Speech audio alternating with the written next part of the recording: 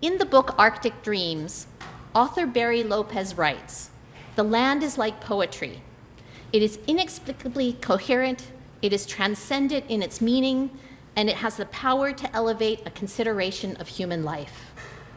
We are fortunate to have an Atmosphere 15 poet in residence of sorts, educator, memoirist, and poet Christine Stewart, whose writing addresses the land and also elevates a consideration of human life.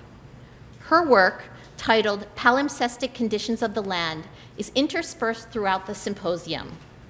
We will hear much more about and from Christine tomorrow, but I am pleased to now welcome her for her first reading. Welcome, Christine, and thank you all. Miigwech.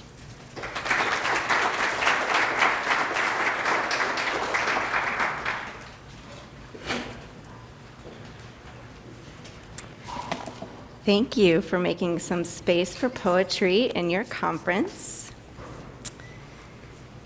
Before I wrote a book called The Poet and the Architect, I fell in love with a professor of architecture. And when you're a writer, you typically write about whatever is interesting to you the most.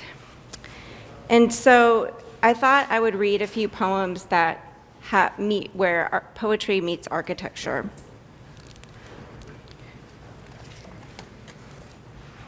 There are two poems I'll read tonight. The first one, to introduce these first two, I'll just mention Bernard Tschumi, who writes, "When confronted with an opportunity to build in an urban environment, one option for a designer includes analyzing historical layers and working upon those," a palimpsest. I argue the same applies for me, a writer who builds words to make creative texts, often by tracing patterns in imagery, sounds, and experiences. My interest in palimpsestic conditions of land and built environments is evidence from my first full-length book of poetry called Postcard on Parchment. I can trace my interest in recovering erased truths and stories throughout my books, and because memory work is essential for memoirists and poets, I extend the tracing of palimpsestic conditions of place to those of bodies and lived experiences. So the first poem you'll hear is called Palimpsest, and it's in the form of a ghazal. So that means there's a series of couplets, and you'll hear some rhyming and some refrains. And one of the interesting things about a ghazal is the couplets aren't supposed to be in narrative order. Each of them is supposed to be individual, but also linked to the theme. And the theme is my wedding, our wedding, my partner is my wedding, at St. Anthony Falls in Minnesota. Palimpsest. We lean on the bridge's bones, spine of rest, ruins of iron, a picture of life against ruins. Abandoned means maples, oaks, and cedars are free to touch your forehead and say, "New love, trust ruins." An arch of stone and an arch of I do span walls, St. Anthony Falls, 2 lives, and a park's ruins. Abandon is the heel's impression as the foot steps away, a mark smoothed when we discussed ruins. Before we met, you called out to me. When the words arrived in my ear, I thought they were just ruins. At the shell of a river mill, ghost flour falls through the air. Flakes of factory snow, dust ruins. My love, the landscape subsumed my past and yours and left a trace upon which our vows trust ruins. And the next one starts with a quote from the architect, of The Poet and the Architect. And this one is called Urban Planning. And so the epigraph reads this way. The project of Lead, South Dakota is to negotiate between the homestake mine and the town's fabric, or, to be cliche, the space between the two.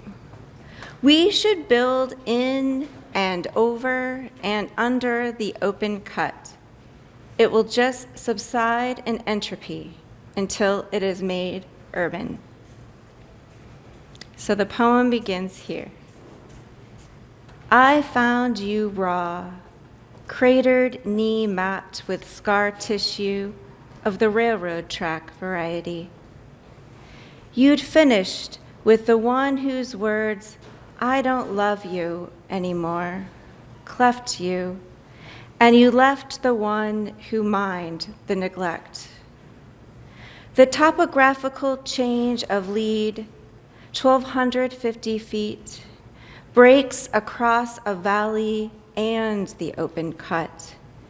The pit won't fill with water as once imagined. What vision one needs to design in spaces between, to bring the open cut astronauts can spot from space into conversations with the sloped streets and picket fences of that mining village. Your model featured ghosted structures that collapsed into Lead's maw. Her words, the next one's guile, and my hand on your thigh exist simultaneously. My project builds in and over and under. No one had ever kissed the skin the oncologist stitched so close to the bone. We work because we question in love. Fingers against cheek, it leads where it leads. We make it urban. Thanks.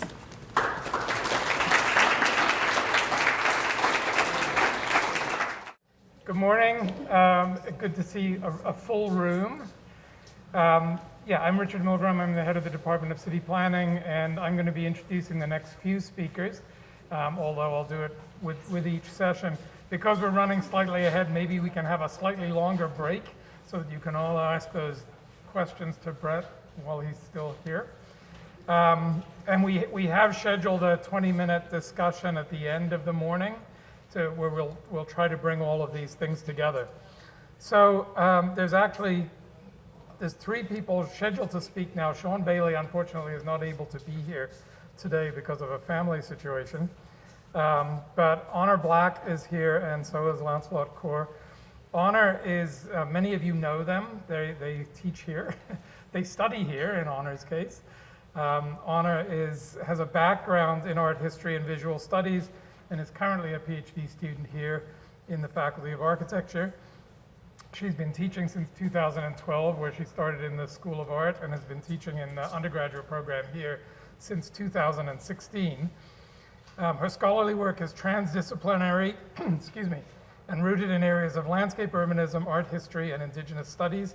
Her research engages in dialogue regarding public spaces, land and indigenous resurgence, as well as decolonization through social practice and settler colonialism. Lancelot comes to us from Philadelphia, and I went to Penn, he went to Drexel. They're across the street from each other, so. Background in architectural and civil engineering, a Master's of Architecture from Berkeley, and is currently a PhD student in Brussels in architectural engineering. He teaches architectural design studios and foundational and advanced technology courses in the Department of Architecture. His design studios have involved numerous community-based design projects with rural, urban, and indigenous communities. Most recently, several of his studios have focused on the settlement and housing issues facing First Nations communities in Manitoba and Nunavut. I am just going to mention Shawn. Shawn Bailey, again, is unable to be here. He's a graduate of both the undergraduate program here and the Masters of Architecture program. His research and pedagogy derive from an intuitive devotion that seeks to understand how traditional indigenous knowledge can intertwine with practice and pedagogy, build community, and seek meaningful ways of including the natural world. We're sorry he isn't here, but please welcome the other two, and we look forward to hearing from them. Good morning, everyone. Good morning, Ed. It's an honor and a pleasure to be here. Yes, as Richard had mentioned, Honoure and I both have the privilege to teach and live here. And unfortunately, Shawn can't be with us today, and we'll do our best to echo his voice as much as we can. But I want to mention Shawn is a Métis architect, a member of the Métis Nation in Ontario, and he is our Indigenous scholar for both the faculties of architecture and engineering. He's the first Indigenous scholar of our community here, and he has tremendously impacted the directions and the ways in which our community and our faculty have approached the question about how to begin to orient ourselves back to where we already are and the traditional and Indigenous ways that already have existed here for millennia, and how to incorporate that and transform the way that we work and think. And so today's presentation is a bit of our approach to that collaboratively. So my name is Lancelot Coar, and I was born and raised in the Wissahickon Valley in the Indigenous territory known as Lenapehoking, the traditional homelands of the Lenape people. I arrived as an uninvited settler here in Treaty 1 territory in 2006 to continue my personal and professional journeys as a father and a son, as a husband and teacher. And I've been incredibly grateful to discover the beautiful territory in which I teach and live, and I cherish the friendships and partnerships with the people of this land and other territories across Turtle Island. This morning, I'm pleased to have the opportunity to share part of this journey with you through our practices of teaching and learning. Hi, everyone. So my name is Honoure Black. I am a white settler woman. I am a daughter, a sister, a partner, a mother, and a teacher. I go by the pronouns she and her, and my familial heritage extends from Europe with immigration to Turtle Island from Norway and Great Britain. I'm more immediately one part American and one part Canadian, although my citizenship resides in so-called Canada. I would like to acknowledge that this is where I raise my children, where I maintain many friendships and family ties, and where I conduct my research. These are the lenses that I bring to my work, and also some of the lenses that I work to dismantle. In addition to both Lancelot and I's introduction of ourselves, I'll speak for all three of us. So in addition to our institution's land acknowledgement, we would also like to express ways in which we strive to be good allies. Some of these ways are forming meaningful and lasting relationships, attending events, listening, volunteering, sharing, and offering our knowledge and expertise when appropriate. Sometimes it's about being present, and other times it's about making space. Reconciliation for us is truth-telling. It is learning, it is a process, it is a lifelong journey and experience with no endpoint. For us, we connect to the land through collaboration, through research and creative expressions. And we also want to acknowledge that we still have so much to learn and so much to understand. And so again, these are some of the lenses we bring to our presentation today. Okay, so as faculty members and instructors at the University of Manitoba, Shawn, Lancelot, and I have sought to develop meaningful research and studio projects to explore how the design disciplines can learn from and contribute to the needs and ambitions of Indigenous communities, but also to decolonize our academic practice and research. Over the years, we have guided our students in collaboration to position the land and Indigenous communities as a guiding voice. This work has been an opportunity for us to reconsider how contemporary design education can evolve past the settler colonial frameworks that determine much of our present discourse. We believe that our studios and our classrooms are a platform for exchange, a back and forth, a gathered relationship between our programs, our students, instructors, and often Indigenous community members. Together, we ask, how can we decolonize design practices and create reciprocal praxis for both Indigenous and non-Indigenous practitioners, students, and scholars? To answer this question, we've begun to develop an unsettling design framework to help guide both students and instructors to see with two eyes, which means to learn from the strengths of both Indigenous and Western knowledge for the benefit of all. By bundling a philosophical and dialogical collaboration with both Indigenous ways of knowing and Western schools of thought, we create a mutually beneficial and synergistic relationship as a way forward. Foundational to these studios is the idea that knowledge is all around us, rooted most deeply in the land and in place and in people and their communities with whom we serve as designers. As such, our studios prioritize teachings offered from elders, knowledge keepers, cultural guides, traditional languages, grassroots organizations, and people with lived experiences in communities who work on and with the land. This reframing of where knowledge comes from is the first step in decolonizing and remapping the design process.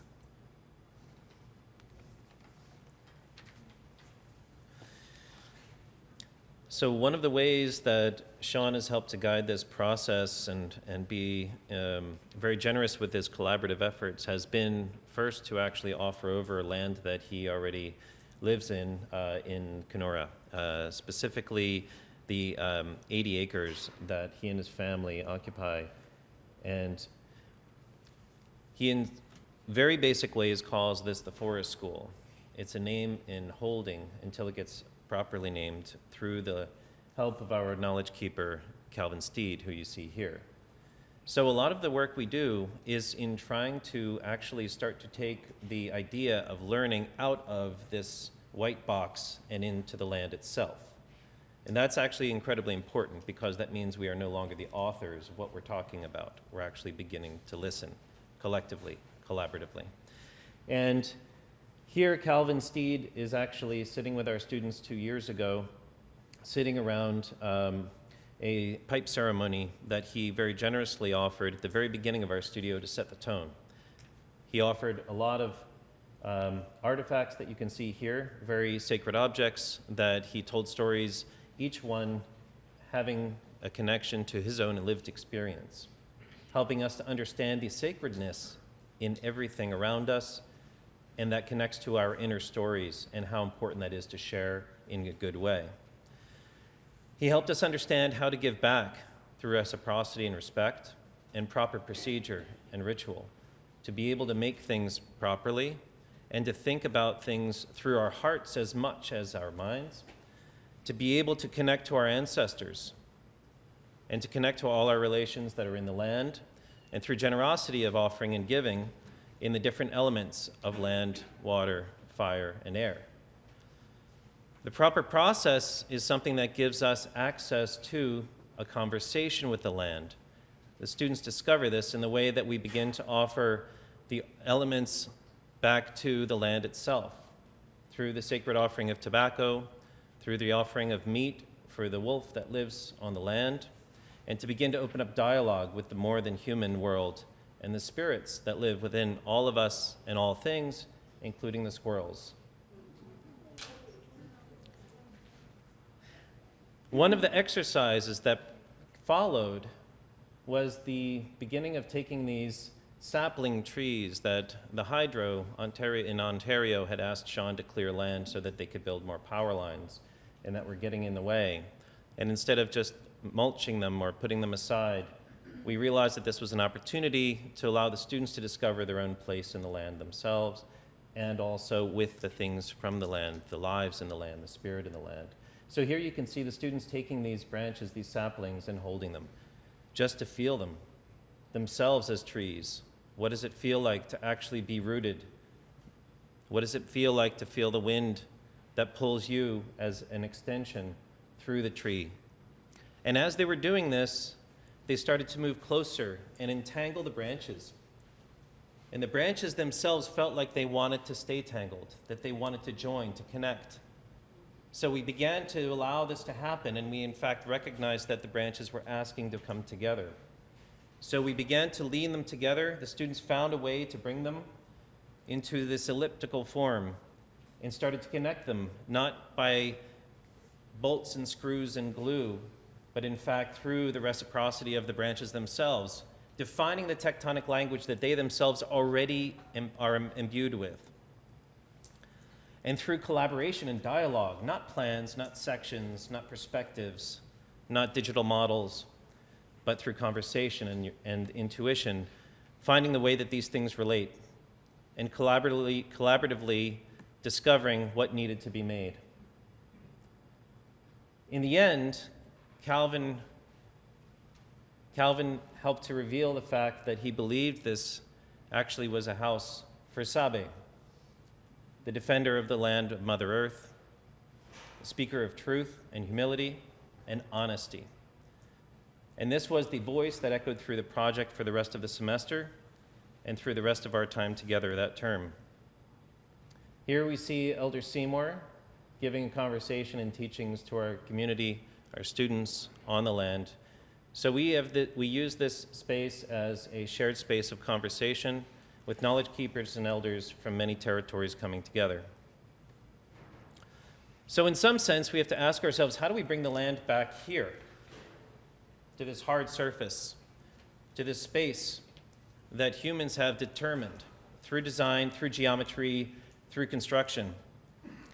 And we do this through 5 indigenous and land-based paradigms that we introduce to our students. It's a way of working, a sort of set of teachings that we use to guide.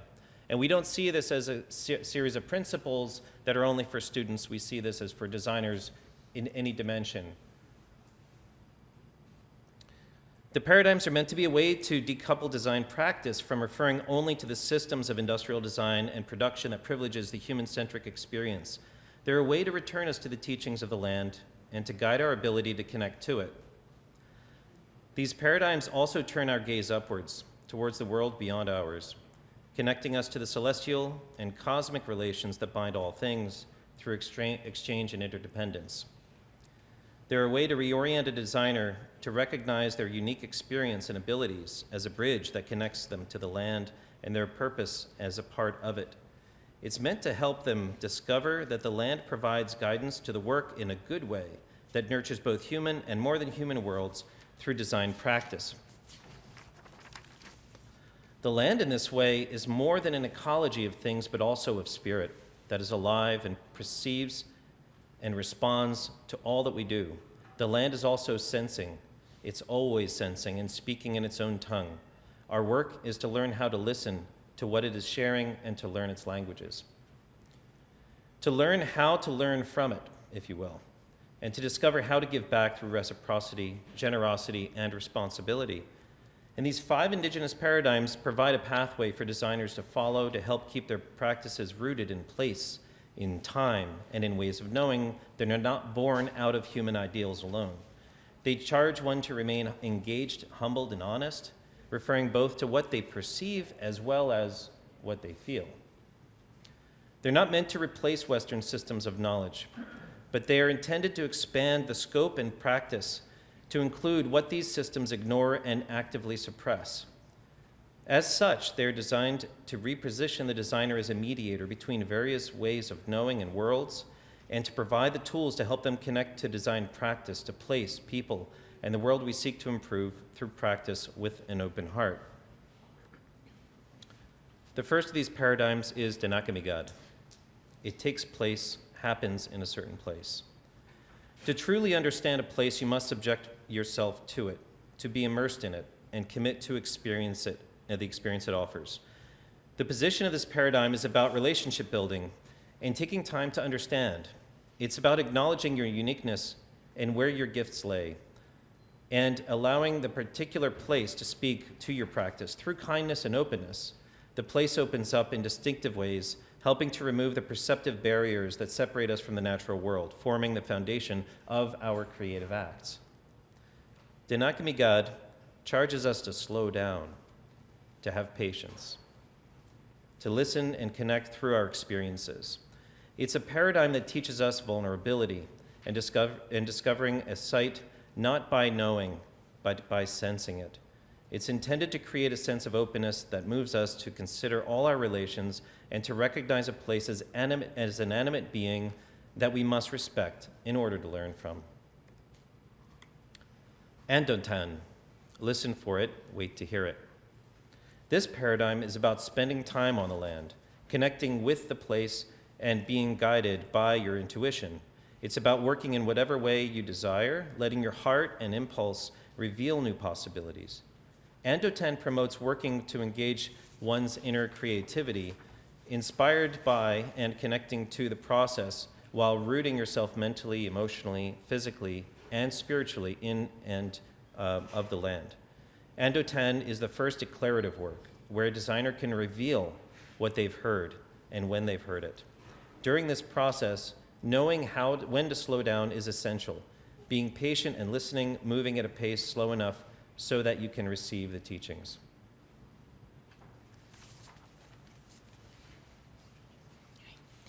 Bawajigan, a dream and a vision. Through listening and dreaming and following your intuition, Bawajigan is the realization of Andotan. It suggests that by performing this intuitive and reflexive practice, a vision will appear. In design practices, intuition is often associated with design impulse that lacks accountability to the complex realities of a project. However, Bawajigan suggests that we recognize ourselves to be creative beings who sense the world in conscious and unconscious ways. Design concepts or ideas will arrive, not through random association, but through an attentive awareness of the fuller realities of a project, an understanding of what matters that can only be achieved after you've heard the teachings from Andotan and digested what they mean to you. It is about approaching the process with humility and openness that the dream or vision will appear. The dream or vision that Bawajigan offers is not so much a manifestation of the design itself, but rather a set of relationships that reveal themselves in order to help guide the design direction as a way of moving forward in a good way. Meshquad, to turn in exchange. As a process of humility, Meshquad combines two directions. The first is to understand the gifts that we as designers can give, and the second is to understand what gifts will benefit our community partners. We believe that gifts should go beyond the intention. As designers, we should ask ourselves, what are we giving back?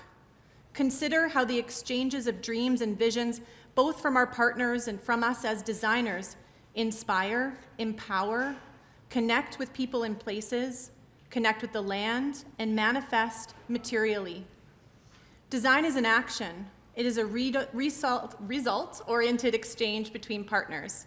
It should be cyclical, in motion, ever-changing, rather than fixed. It is not a linear process.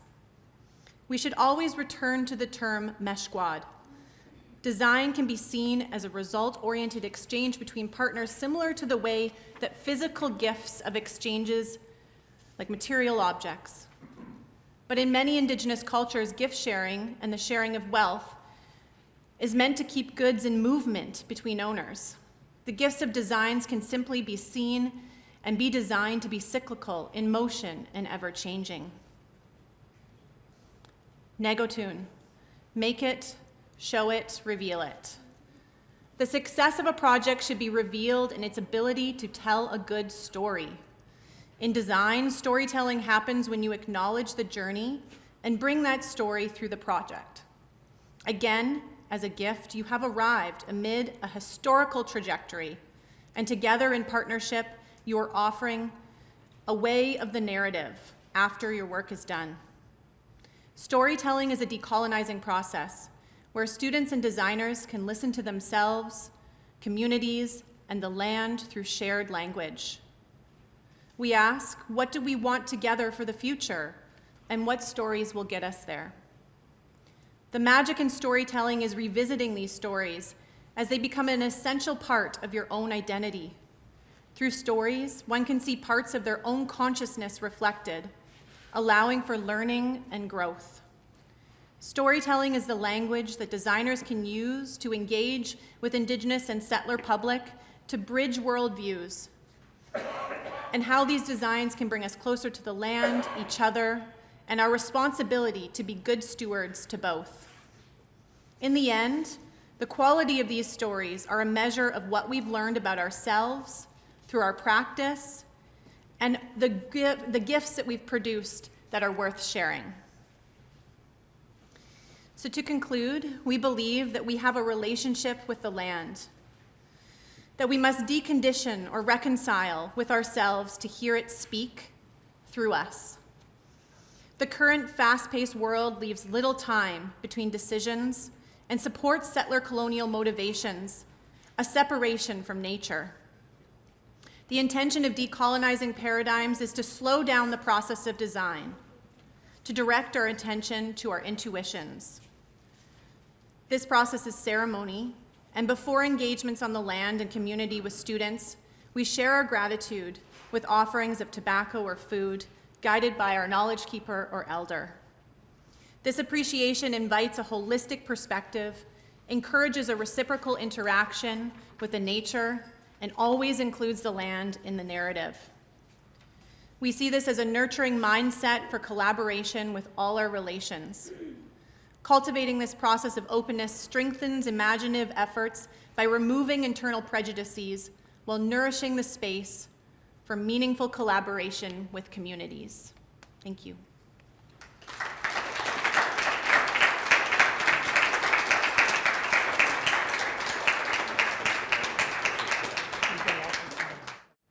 So as Marcy noted, we are strangely ahead of time, so we have time for questions.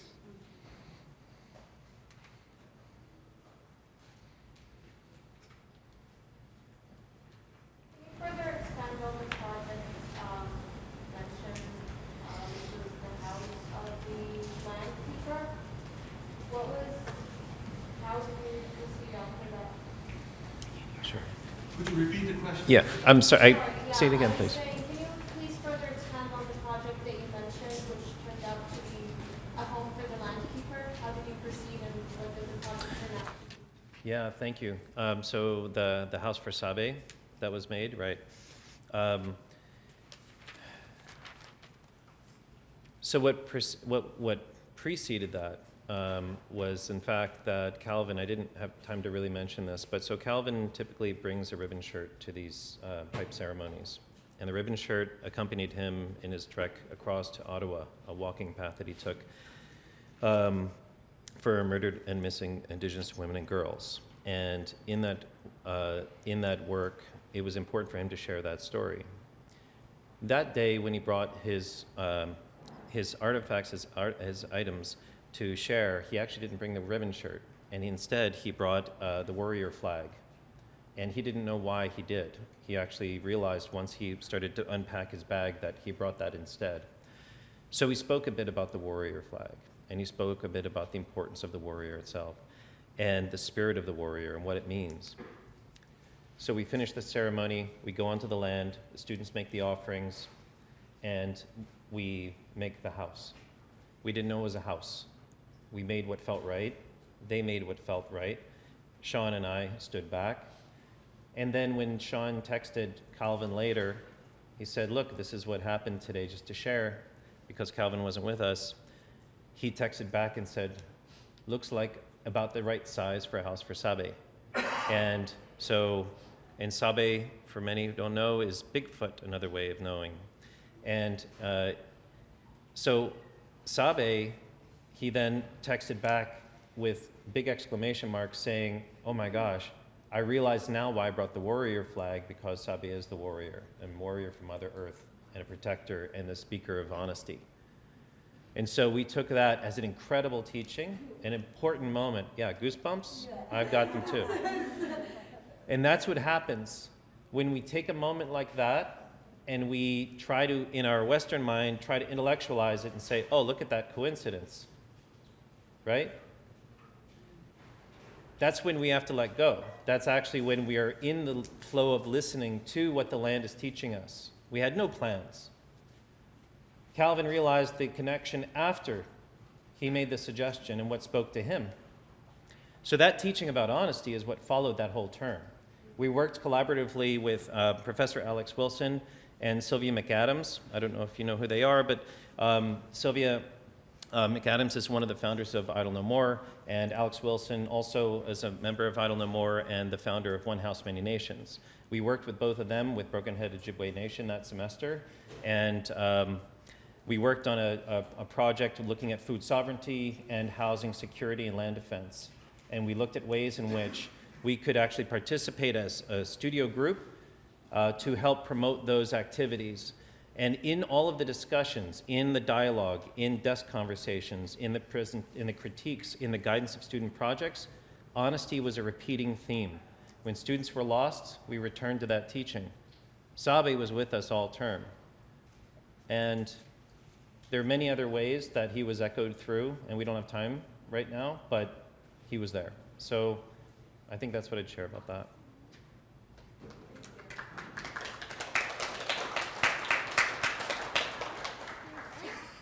You've actually got lots of time, but we... Chad. It's so wonderful. It's a great project. It's very challenging. It's not Shawn's land, right? Correct. No, he lives there. So, and I mean, I'm interested to hear more about the Lake of the Woods, you know, as this amazing kind of paradisiacal place that's colonized by cabin owners and odors and stuff, but which is also really suffering. There's tremendous poverty and difficulty and trauma. Recently, the latest announcement of unmarked graves is from the former residents near there. There's all this trauma. Also, I mean, just there's a need to speak to that. You know, I feel like, you know, we're treating nature as a kind of salve, kind of ointment, you know, but without actually talking about the need more. And you're in a difficult position here because, you know, it's not really your story to tell. But so I wish that we had with us here some of the folks that you're collaborating with, which brings me to the point of the students. So you're showing student work. I was just curious, are those students here, or are there some students in the room, you know, who have participated in the summer workshops, who would like maybe to tell us their experience a bit more as well? If possible, I think it seems we have time. Sure. Hear from some students if you really want. Yeah, well, listen, thanks for bringing that up. First of all, yes, to the land itself, it's not my territory. I don't live there. Shawn speaks for his experience there. He's grown up there. He grew up on the land, and I would leave that for Shawn to share. But I can assure you that those fuller range of truths and realities about that land and land possession and the histories and the current histories that are being uncovered and the futures that lie ahead and the challenges in between are all part of that dialogue that happens within the studio space as well. It's not just looking at land as a sort of a panacea of opportunity, right? It's about teachings in all directions. And that's part of the, you know, we're reading, of course, you may know this, the book by Donna Haraway of Staying with the Trouble. We're looking at the idea of actually staying with the fuller, more challenging realities that don't resolve themselves, that are not reconcilable in a very simple and easy way, with a happy ending in a simple way. So what we do is we try to discuss these things in a good way, in a way of full respect, and to sit with these truths. That's very important, that we're not trying to answer things in a way that fits in a box and that fits in a studio by itself. So again, I would leave that really for Shawn to speak to, but I would invite, are there any students that were part of these studios? I can also add something. Yeah, please.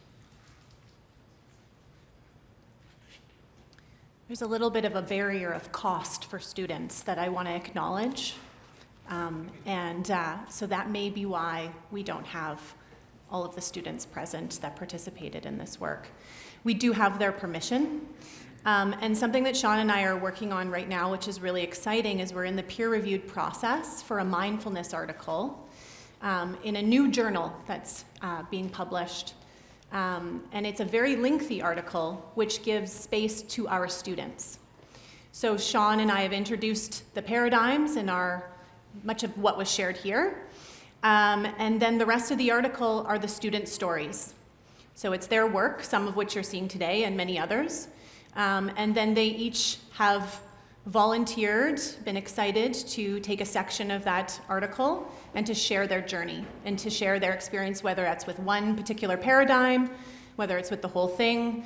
Some are graduate students and some are undergraduate students. So different classrooms, different studios, some that I've taught, some that Lancelot's taught, some that Shawn's taught, and some that we've taught together. So hopefully that addresses the student collaboration. And if you have any other follow-up questions, I'm game. And again, opening it up, if there are any students who have been a student of mine or a student of Shawn's or Lancelot's that have worked through the paradigms, you're welcome to share. Yes. Good morning. Thank you for that presentation. It's always wonderful to see amazing student work and indirectly take credit for it. I'm just joking.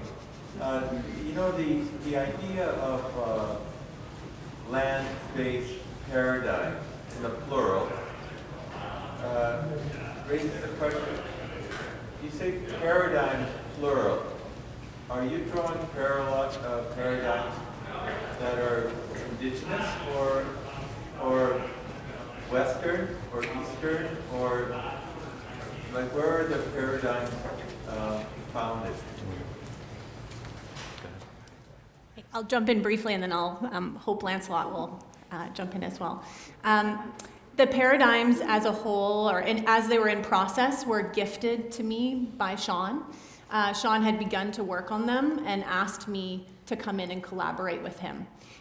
He worked on the names of the paradigms with Kelvin, his knowledge keeper, and those were gifted to the process. So we look at each of the 5 as a paradigm, and then developed the ways of working, which are still very much in process, through our Western and Indigenous lenses, in a way that we felt was decolonizing the process of design work for students and practitioners. We've been taught by students that they're not linear. We had them kind of numbered at the start, and that they're very iterative. They can go back and forth. They can be cyclical. They can, you could omit one if you felt it was unnecessary, or you could repeat one. So those are some things that we're learning and that we're developing, and like I said, they're in process. Anything you want to add? No pressure. Okay. I'm not about the paradigm. I'm not sure if you know this, but what language do those concepts? Yeah, they're Anishinaabe. Yeah, Anishinaabe-Moan, gifted by Kelvin. And he uses the term Ojibwe as where he is from and stuff. I think I got that right? Yeah. Yeah. Can you talk about the 2IC methodology a little bit? Where it comes from? Yeah, so it comes from an elder, Elder Marshall. Oh goodness, my nerves have made me forget. Albert Marshall, thank you. And it was developed for the sciences as a way to pair or gather together 2 ways of seeing Western knowledge and Indigenous knowledge as a pathway forward. And I think that they can be understood in a multitude of ways. I remember I had a supervisor once say to me, well, you already have 2 eyes. What are you talking about? But I think it's very philosophical. It can be considered a theory or a framework. I know, and again, I feel uncomfortable talking for Shawn, but Shawn has expressed to me as a Métis human that he finds great use in the 2-eyed seeing in his own work and his own positionality. For myself, I utilize it in a way that I feel that I am acknowledging that I am a settler, but that I am also deeply committed to decolonizing my academic practice. And so by incorporating other ways of knowing and doing, other stories, by retelling stories that have been erased that I am seeing with two eyes, and I am dismantling my settler colonial self as much as I can in my work. So that's what I really like about them. I don't know if you like. Yeah. So I'd like to acknowledge a criticism of the two-eyed ways of seeing that Alex Wilson really has framed nicely in it, that she says that it's not actually equal to have two eyes seeing in this way, because we live in a society in which one eye is much, much stronger and present than the other in terms of the forces that control how we live and work in a general sense. And so that means that the other eye in our work has to be greater emphasized so that it has a fighting chance to be balanced in the actual outcome of the work itself. So the two-eyed seeing is a kind of an ideological framework of how things may be balanced, but we don't live in a vacuum. We live in a world that has forces that affect the processes that we take part in, the conversations, even the language we're using right now does not privilege a balanced view. We're using English only, and that has in itself implicit orientations towards what is right and what is valued. So the two-eyed seeing is a guiding principle. It's not a law. We have to kind of adopt it to make it as balanced as we can in process in every situation we do, I think. Okay, Ed, no, sorry, question? it wasn't Ed, Ed's hand. No, So it you wasn't. get the last question. For now. Something you mentioned I found very interesting, which was taking the learning process out of the box, or so-called classroom to the land. And then when we do that, we stop being the authors and we become the participants. And I feel like that's something probably easier to do as an instructor. We can let that into the learning process academically, but when you practice, how do you carry this mindset with you? And for us as new designers, how can we carry that forward? Do you want to answer that? So can you say the Sure. last? So you're asking the question about when I made the statement about the idea that the idea of obviously going to the land is actually to get the students and us out of this white box. Yeah, I feel like it's just that this is something that can be applied when we practice on Right. the field. Right, So I okay. wonder if you really applied that throughout your career and how will you apply that as new designers? Yeah, thank you. So I'll just answer briefly and Yeah, I'll yeah. pass it over. But the idea of getting to the land is a source of all knowledge in all forms, in many ways. The spirits, the physical manifestations, the connections. What it is, though, is a way for us to remember our relationship and our connection to that source of knowledge. It's a way of us remembering and connecting, even intuitively. So when Calvin is giving teachings through the pipe ceremony, many of the teachings resonate immediately with people who have never heard these teachings before. Non-Indigenous people, because these are universal truths. At least we believe that, right? Again, goosebumps, because that actually connects to why we're doing this work and why we chose this direction. We don't have to go there. Students didn't have to choose that studio. They can choose to refuse, but they go voluntarily because something in them says they should go, not just because it's a requirement or something. And so when we talk about the paradigms, that's exactly what they are meant to be, as a tool to help bring those moments, to remind us how to slow down, how to listen, how to remember that it takes place in a certain place, it's our responsibility to give back, right? How can, like, architecture design itself is actually, it's an act of destruction in lots of ways. We extract resources from this earth. We burn things. We create challenges that need to be repaired, basically. So what we make has to be worth it. And so how do we remember that path and what we are designing? Those paradigms are a way for the students and us in conversation in the studio space, because we don't know the answers also, by the way, right? Very important to say.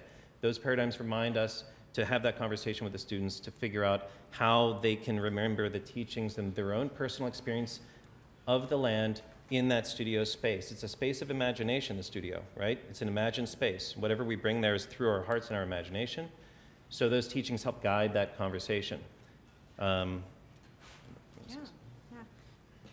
I I think Lancelot's given it a good one, but I think it's a toolkit, as he said, and so we use these in our classrooms, and hopefully the students find use in them, and we have seen that. We hope that they disseminate further and are used maybe more throughout the faculty. But what I do know is in the few years, because these are very new, in the few years that we have taught and been developing them, I can recall several instances where we give these guiding principles to students. They go out to a site and they start to learn the site before they start to design, right? And it's about getting to know that place, the histories of those places. It's like peeling back the onion, right? And that's how they design in a good way, right? Without just kind of plonking something down in a space. So they become these active tools of reflection. And I've seen students, particularly a few graduate students that I can think of, that are now adopting them for their thesis work. And they're using them again and again, which is really exciting to see, and also exciting to see them kind of working in a new way for them, not in a new way for the world. Hopefully that helps. Okay, we're going to call an end to this part of the conversation. It can continue over a 15-minute coffee break over there. And can you please join me in thanking the speakers, and we'll see you all again.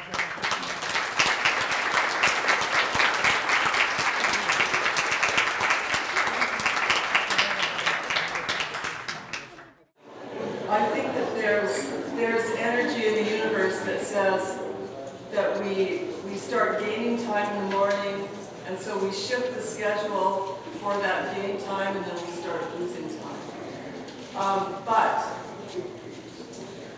I'd like to introduce Christine Stewart, our poet in residence for Atmosphere, to come forward and present her work.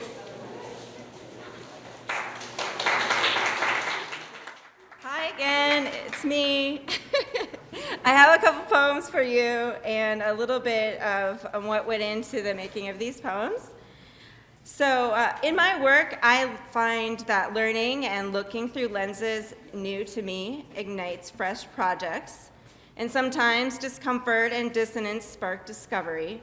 It's not about chasing the innovative for the sake of novelty, but pushing my understanding to its natural edge and seeing what happens next. Building a life with a professor of architecture has not only inaugurated inquiry about design, but it has also helped me refine what creative practice looks like for me. I never considered myself a literary artist before, but I do now. I'm much more attentive to structure and how the poem looks visually on the page, for example. But I also find that I'm more apt to see where processes of making transcend our disciplines. So I have two poems that I will read for this chunk. And the first one has an epigraph, which is a small quote from the Lego movie. Like, you know that song, you know the Lego movie? Everything is awesome when you're living the dream. And if you were here and you saw Brian's brief presentation, you know that cul-de-sacs are not his favorite design element, and you'll hear a little bit about that in this poem. Every day, we live, dream, and build. Everything is awesome when you're living the dream. By the time we met, we'd already dumped some hefty dreams. Divorce does that. But living the dream, however ridiculous, is so subtly seductive. Just like Jefferson's grid corrupted into cul-de-sacs meant to keep the riffraff out, although no one admits to that motive for design. You say sustainability is claptrap. From scratch, it takes more energy to build. So what's better? Using the material one has, remodeling, augmenting, considering context, relationships. It's about the big picture. Make it metropolitan.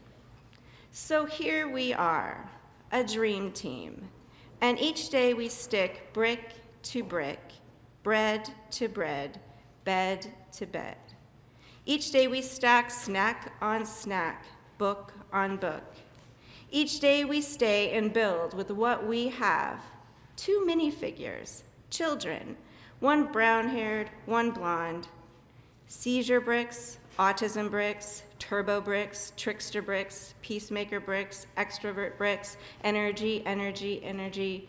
Each morning back to the Lego table you built in a day to rethink, add more, subtract time, try again. In the work, we find our way. Clear a path, walk the edge, push back peripheries, identify a corner, collect a history, and voila, a building. Consider this house, these 4 hearts, space as invention. There's that one. Okay, thanks. Thanks. So this other poem is an ekphrastic piece, which means it's from a piece of art. So a lot of these pieces are ekphrastic in that they're based on architecture or buildings or space. But this one's actually from a very specific piece of art, artist Pauline Aitken, her work called Strata. And I've made up the structure of this. You'll hear words that repeat, and I think I made it up. Maybe I learned it somewhere, but I think I made it up. Okay, divining the layers. Lamina, the name for sedimentary rock thin as paper. Paper similar to the sheets of my husband's sketches. Sketches of facades and walls and interior spaces. Spaces demarked by gradations, levels, or layers. Layers similar to those found in the tissue of plants. Plants with dermal, ground, and vascular strata. Strata of bodies, heart, skin, and blood cells. Cells communicating or not, the unordering neurons. Neurons in my son's brain underneath skin and skull. Skull cupping labyrinth of fatty acids where cells fire into subclinical seizures. Data we capture and print on paper or study under microscopes or paint. Paint in a rainbow of colors on a surface thin as lamina. Thank you.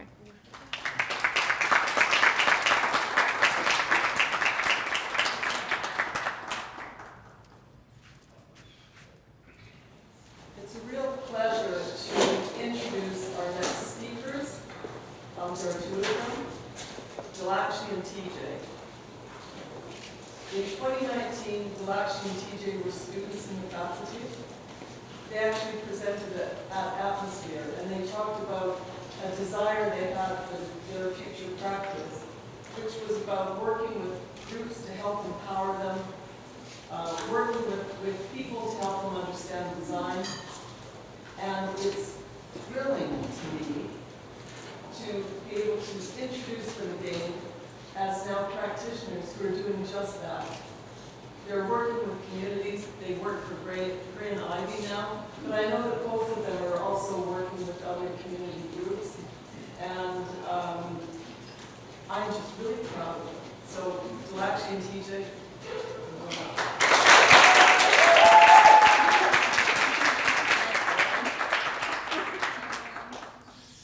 Wow. Yeah, it's definitely strange to be back in this space again.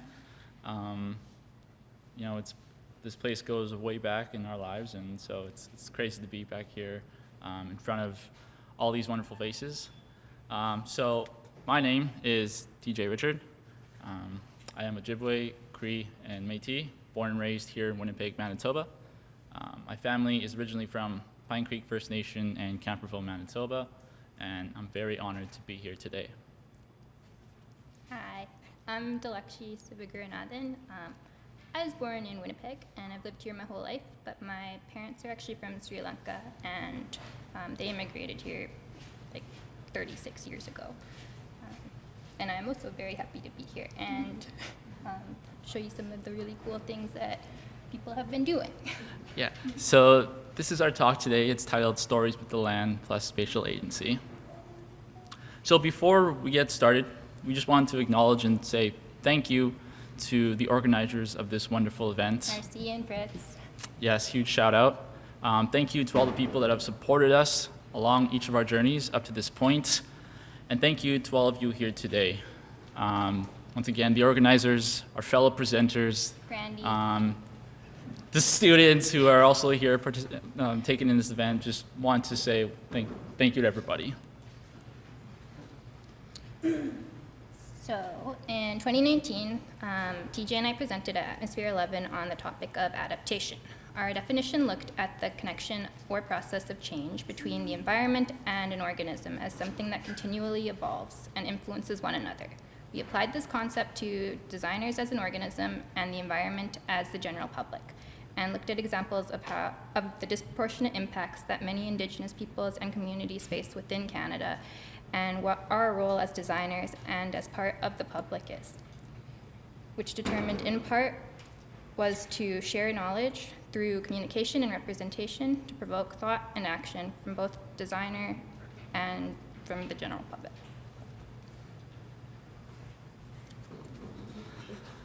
I also just really want to highlight that it's been a hot minute since our last presentation. So we're both just a little nervous here. I've actually never prepared a script before any of my presentations, so this is a first to me. And so please bear with us. We'll try to make this as light and engaging as possible. But first of all, just to kind of give, fast forward a few years later after our atmosphere presentation, we find ourselves, as Marcy mentioned, starting to live out our dreams. To give a bit of a background of our company, we're Gray and Ivy. We're an education and technology development company made up of designers, makers, technology enthusiasts, educators, and architects.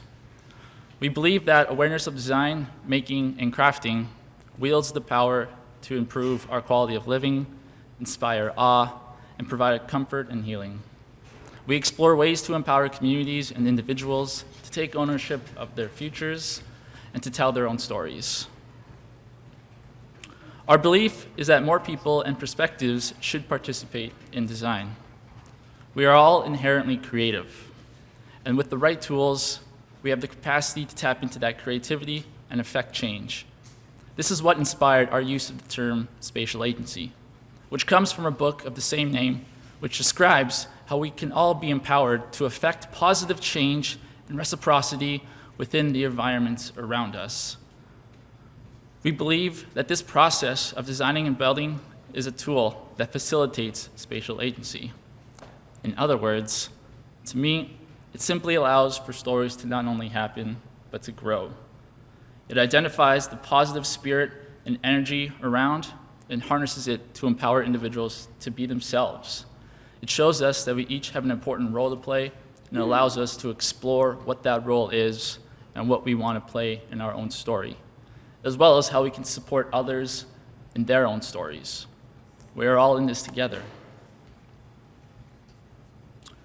Through this process, we can discover unexplored creativity, celebrate our passions and culture through design, as well as gain a new perspective and understanding from the land around us and our relationship with it.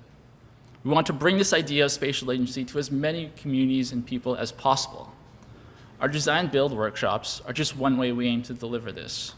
Our process weaves participants through the wonderful, non-linear, up, down, left, right process of design and discovery.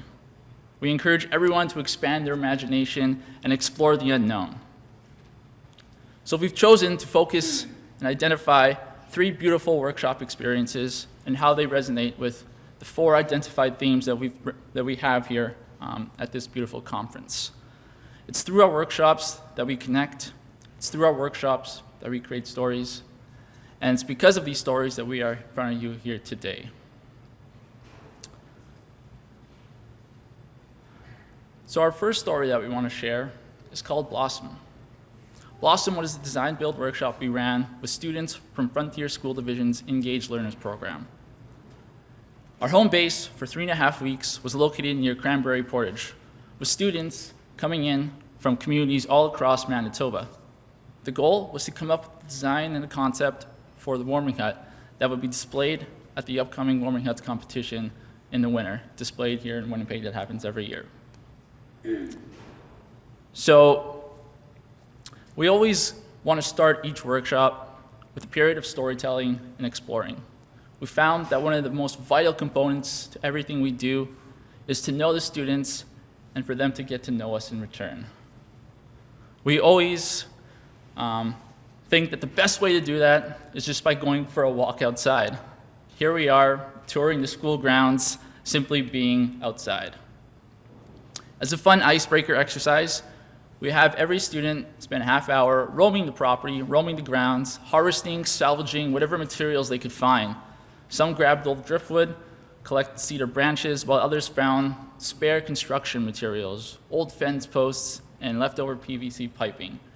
So this was quite a large property, so we had quite the playground to explore. We simply spent the rest of the day letting everyone build whatever ideas came to mind. In all honesty, it took some time and encouragement, but eventually everyone became engaged and absolutely went to town on these materials. We had one student begin to start building an entire deck for the school, and with the help of others, she managed to get impressively far on it. We had one student we had a group of students take a more natural approach and started to construct these elliptical forms using cedar branches, string, and old piping. And another group of students went more of a more modern approach, inspired design, made out of foam and old wooden panels that they discovered. And I just really wanted to highlight that the use of the wooden stakes in the ground to support the walls was just an ingenious decision on their part that kind of just came out during that process. Overall, it was truly an amazing and eye-opening first day. We all started the day pretty shy, but by the end of it, everyone was working together and laughing. This initial exploration of the land gave us the opportunity to connect through the act of making and storytelling, which set the tone for how we would guide the rest of the workshop. We also discovered that we were with a naturally creative and absolutely hilarious group of kids. And so the journey and the process continued, beginning with exploring initial concepts and ideas through the use of sketching, followed by modeling and crafting, beginning to quickly realize these visions as they saw them come to life in front of their eyes.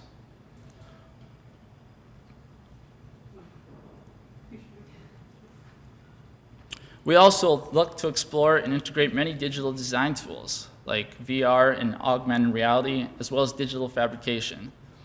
Tools like these have made understanding 3D space much more accessible and fun.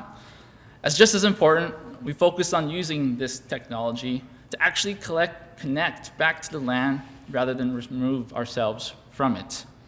You'll notice that many of these photos are taken outside. Being in the land, connecting with nature plays a huge role, especially in this process. The more we could break out of the traditional classroom setting, we saw more creative development, inspired ideas, and facilitated dialogue between the students and the land. This photo was taken on our last day with this amazing group of humans. In some small way, it marked the end of a beautiful chapter, at least in regards to our story's contribution. However, theirs had only just begun. What resulted was a truly breathtaking display of togetherness, inspiration, and honesty. Blossom had been unveiled in front of the world. And although many people had different experiences with Blossom, I couldn't help but reflect on my time and feel like I was being brought back to an all too familiar place. To us, Blossom represented family and togetherness. They welcomed us because that's who they were. Blossom represented each of them and their amazing qualities, gifts, and characteristics. Their spirits shine just as bright as these amazing colors. It also represented their home and the land that they grew up on. It reminded me that the stories we collect from it really define who we are and how we use them to connect with those around us. Our next story takes place in a community called Barren Lands First Nation, located in a remote northern part of Manitoba along the shores of Reindeer Lake. This workshop involved a smaller group of community members and lasted roughly the same amount of time. It highlighted a part of the land that few of us had ever seen before. These images only begin to reflect the beauty of their community. The lake waters were crystal clear, and the tree line went on for miles. Our first couple of days began with, as usual, getting to know one another. After showing us around their community, we started to toss around what we could design and who could it be for. Most of the time was spent within the local band hall, as pictured here. However, something just wasn't quite clicking. You know, there was that energy and that spirit that we couldn't quite identify. And so one of the students recommended, let's get out of here. So we left on 2 boats and traveled to a not so nearby island that became our home base for the next 8 hours. We were unprepared and even more so unequipped, as you can tell by our colleague Michael there, tying up his face, because if you're traveling on water in a rain, those needles, oh, they tear your face up, and we definitely did not prepare for that. They actually, while they were driving the boat, they was like, they had nothing, you know, I was like, how are you driving right? I can't see out of, like, in front of me. So anyways.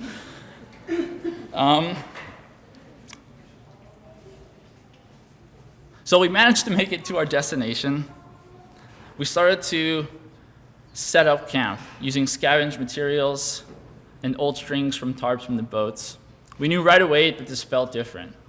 We quickly realized that we stepped out of a world entirely based on control and into a world of unpredictability. Following camp setup, we started to harvest and gather local wood from the island in order to spark ideas and gain some momentum. Despite the cold weather, we were determined, and I swear that they were just messing with us at times and expecting us to call it off and return back to home. But we fed off each other's energy, and things started to happen. They showed us how to skin a bark from a fresh-cut spruce, something that neither of us had ever done before. We eventually let our imaginations run completely free and started exploring and making whatever we could possibly think of. One student put together a bench made of sawn logs, while others started to explore different connections and angles and how they could support a bench or a chair. But wow, what a day it turned out to be. We enjoyed ourselves and became a lot closer in the process, while being on the land compared to that time being spent inside. It was something else. The fish, the fire, it was home to them. And yes, that is someone heating their socks over the fire. But I promise this was not the one we used to cook all the food that we would later consume. We came back with a renewed energy and spirit. This image would end up being our chosen site, which is located right in the center of their community. Its location was a popular choice due to its central role as a gathering space for the community members during important events. So back to the drawing board we went, exploring site and sketching what initial ideas we could come up with. Those sketches and exploring would then further turn to scale models, one-to-one mock-ups, and digital fabrication processes, always connecting back to the site. Once again, utilizing technology to discover other ways of seeing the land, providing a different perspective than what normally we could see. Even using the latest immersive tech at the bottom right-hand corner. We ran out of headsets, so we kind of had to get creative. But by the end, it was the students, and we were the students actually, and we loved it. We realized how much knowledge we could learn by just listening. It was incredible to witness and to be a part of. And the final stage was in full swing. In a matter of 2 weeks, we managed to propose an idea that was completely inspired by our conversations with the land and gaining more of an understanding of our place within it. The construction process was a lot of trial and error, but there's no better way to learn. We were able to use the harvested logs that we had collected earlier and imagine those into something unique and purely based on the spirits and energy of those involved. The result was once again something truly out of this world and unexpected. Not gonna lie, we were pretty exhausted by the end, but everyone was extremely happy and proud of what we were able to accomplish in the short amount of time that we were there. After all said and done, this was a true learning moment for not only myself, but for everyone involved. We'll never forget that day, nor this experience. One of the many things I took away from this is that sometimes you have to simply just stop and listen. and look around what's happening around you. So mine's not going to be like that. I usually actually script everything I do, and I'm going to try to go off script a little bit here. The third story we're going to be talking about with you today was our most recent here in Winnipeg. This past fall, it was a 3-week-long workshop and part of a 10-month-long carpentry program in collaboration with Manitoba Construction Sector Council and Clan Mothers Healing Village. Many of them are actually here today. For those of you that don't know about this incredible community, Clan Mothers is a not-for-profit organization that provides a space for those beginning their healing journey. Their goal is to create an Indigenous model to healing and education focused on restoration of their communities. One of the ways of applying that is by designing and building a healing village. This was actually the first workshop that I was part of, working with Gray and Ivy, and for those here that don't know me, being nervous is an understatement. I couldn't make eye contact and kept looking at the ground, but on that first day, I remember both Val and Kim saying that I don't need to be nervous and that this group is very supportive, and that was the real understatement. They are not just supportive, they actually lift one another up past the point of support. They are on this beautiful journey together, and TJ and I got to experience a small part of that. And we are incredibly grateful to you all for welcoming us and so much more, but I'll get there. On the first day of this workshop, the room was set up similar to how it is right now. TJ and I were standing at the front while all of the participants were facing us, and it was a bit uncomfortable. TJ pointed out that we are not the teachers and are by no means experts in design. We are there to guide them through a small part of their journey by introducing them to design concepts, different tools and resources that they could apply, and that we would be working together as a team. He pointed out again that he did not like the way that these tables were arranged, and we would change it tomorrow. But then I blinked and everyone was moving tables. And we rearranged that space right then and there to these 2 large tables where everyone was facing one another. And I think that set a tone and environment almost instantly for the rest of the workshop. We started with site visits. During that first week, we went to Old Market Square and along Waterfront. We brought sketchbooks, markers, cameras, trace paper, and measuring tapes with us. These photos that are displayed right now were actually taken by Jenny Lee and Alicia, which they all looked at together the next day and started to identify how they framed their shots and what they were trying to highlight or draw attention to. It was really interesting hearing their perspectives, but also hearing from others and what they noticed too. One thing TJ and I reflected on later is that the tools we brought to measure and familiarize ourselves with land were at times the very things that disconnected us from experiencing it as it is. And sometimes you have to pull away and just feel what it is like to be there and accept it as is. When we moved from site analysis to a collage, we went on an adventure to this wonderful place that Tia introduced us to called Art Junction. The address and website is listed there, but you can actually donate materials, and they have this awesome policy of take what you need, leave what you can. You just have to mark down the weight of what you're taking, and it's a pretty magical place. It was really incredible seeing the different ways each of you layered and connected aspects of yourself, your interests, and passions in your collages, which for some influenced their design decisions, became the backbone or intent behind the process. But I think for almost everyone, it became something to communicate the feelings or experience they were trying to create, relate, and connect to. And while there were challenges along the way, whether here, moving from our ideas to our designs, or throughout the process, you each approach things differently and work through your own process uniquely to yourselves. And one thing I really appreciate about this community is the understanding and strive to overcome challenges. hardship does not define who you are, but the ability to overcome it, to build yourself and others up, to evolve and grow, shows strength and courage. It was really beautiful watching it all unfold. The confidence, creativity, and talent you each hold, built up within yourselves and each other. It was really incredible. So, for myself, land is one of the only ways that I'm able to connect with myself. It was this school and this faculty where I started to become aware of that. But it was this group that's here today that made me realize that that connection runs deeper than ourselves. We can connect to one another through land as ourselves in full acceptance exactly as we are. Sorry.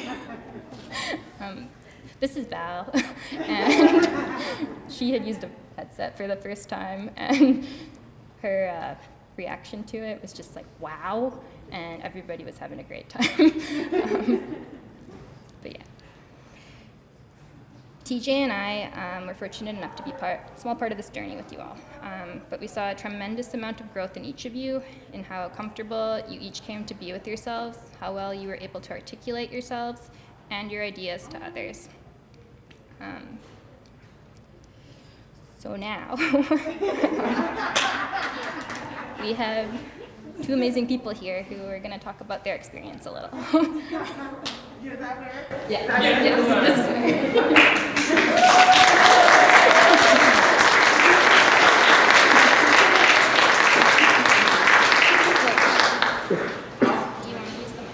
I think I can talk pretty loud, right? Can you hear me? Yes. Okay, good.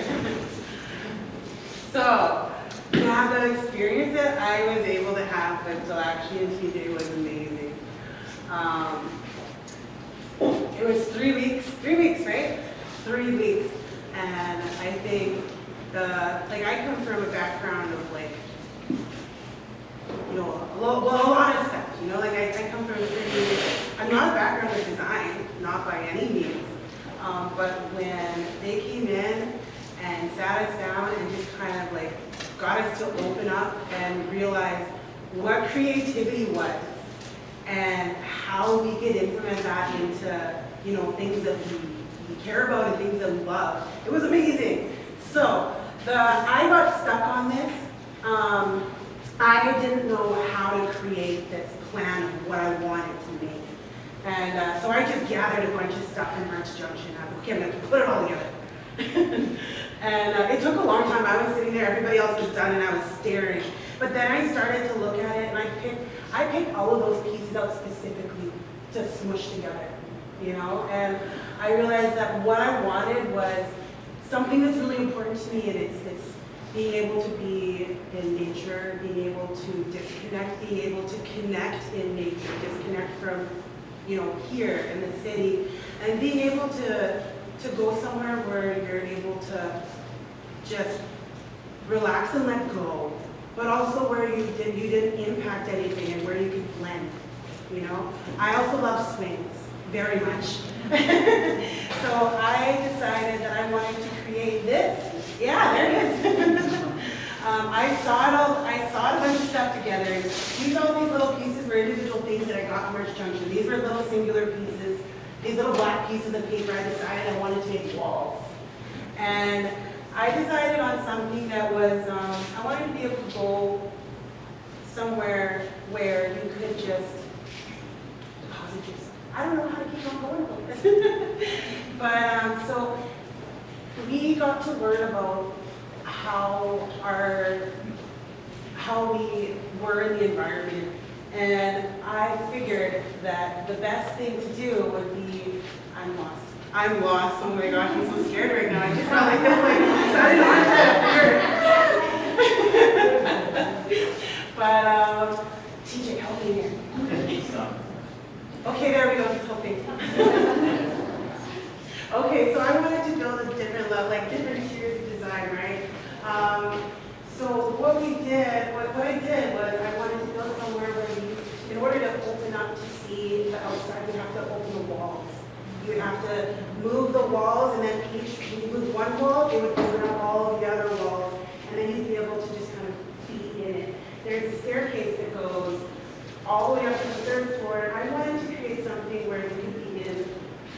storm, you could be in the snow, you could be in the heat, but you could just observe. So there's a staircase that goes all the way to the top, and there's a swing in there.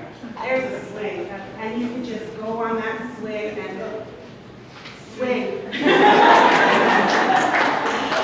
There is also a little swing out here that you can see it's outside. There's also an outdoor shower because it's a beautiful thing to be naked in nature. It's back here. It's supposed to be back here in a little perch. It was really important to me that you'd be able to go to this place at any time, so I have solar panels and solar heating in the forest. But yes, anyways, I loved it. I loved being able to spend time with these two and to learn. They shared a lot of information with us and also opened up so many possibilities. Yeah, so thank you.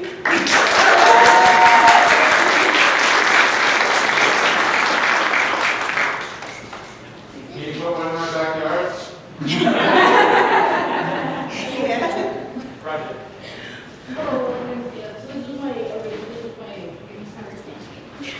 So this was my inspiration for what I created. Am I really quiet? Can you hear me? Yeah. Okay. I'm usually pretty loud anyway, so it's very positive feeling. So what I with these lovely people here, it really got me out of my shell here to be creative again, because I used to be creative, because I came from a really dark place for a long time. So I knew I was really talented with creating with art and all that, you know what I mean? So I knew I meant to do something. So I created my roundhouse, which is pretty actually. I really wish it was more perfect because I'm really OCD. So like, you know, I would have, but, and it's just somewhere because I feel like community, when you're in a circle, you're more connected. You know, when you're facing one another and you're in a circle, you're more connected. So like, I wanted to build a traditional roundhouse. And then there's, when you have a sweat lodge, all the grandmothers and grandmothers, this is a really important part of it because like, they just sit on the side and they don't do anything when you have a sweat and all these grandmothers and grandmothers are in there. So put it around it so you're reusing that material, right? So it's really important. And on top is all 4 medicines. So this is, you're going to be able to grow all the medicines on top and just and this little ladder. It's just a medicine here. It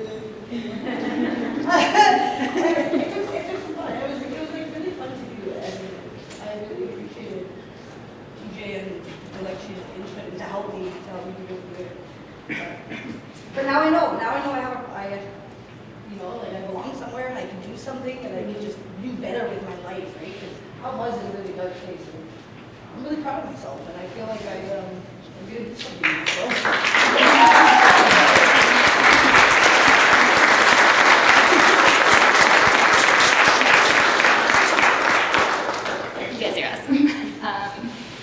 Yeah, those are just 2 of the amazing ideas that this entire group came up with. And now I'm nervous, but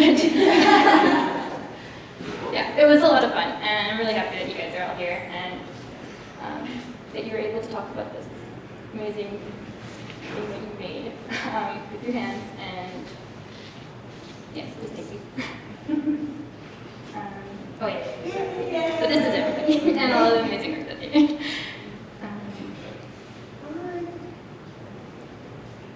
Yeah, I just want to highlight once again that, you know, everybody here, thank you for coming, and, you know, if we had more time, we'd get one of you to share your projects, because they really were amazing.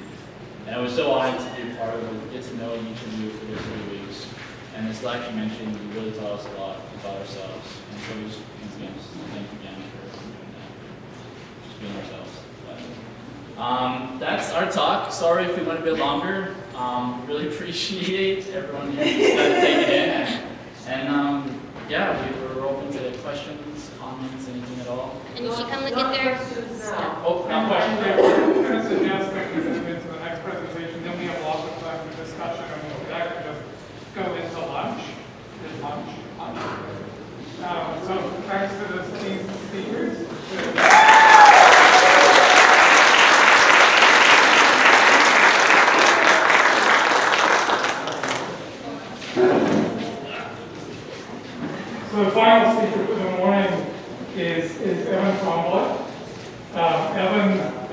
I just met Evan, but I've known about Evan for a long time. He's graduated from the Landscape Architecture program in 2021, and I've known about his work for a long time because as a department head, I see a lot of his applications for scholarships. So I seem to have seen a lot of his work over the years and his impressive body of work as a student. He's a Métis artist and landscape designer from Winnipeg, whose work explores the intersection between landscape technology and rituals for the reversal of entropy. His work and writing have been featured in various local and national publications. He is currently a research partner at the Anonymous Global Landscape Foundation. Welcome, Evan. Thank you.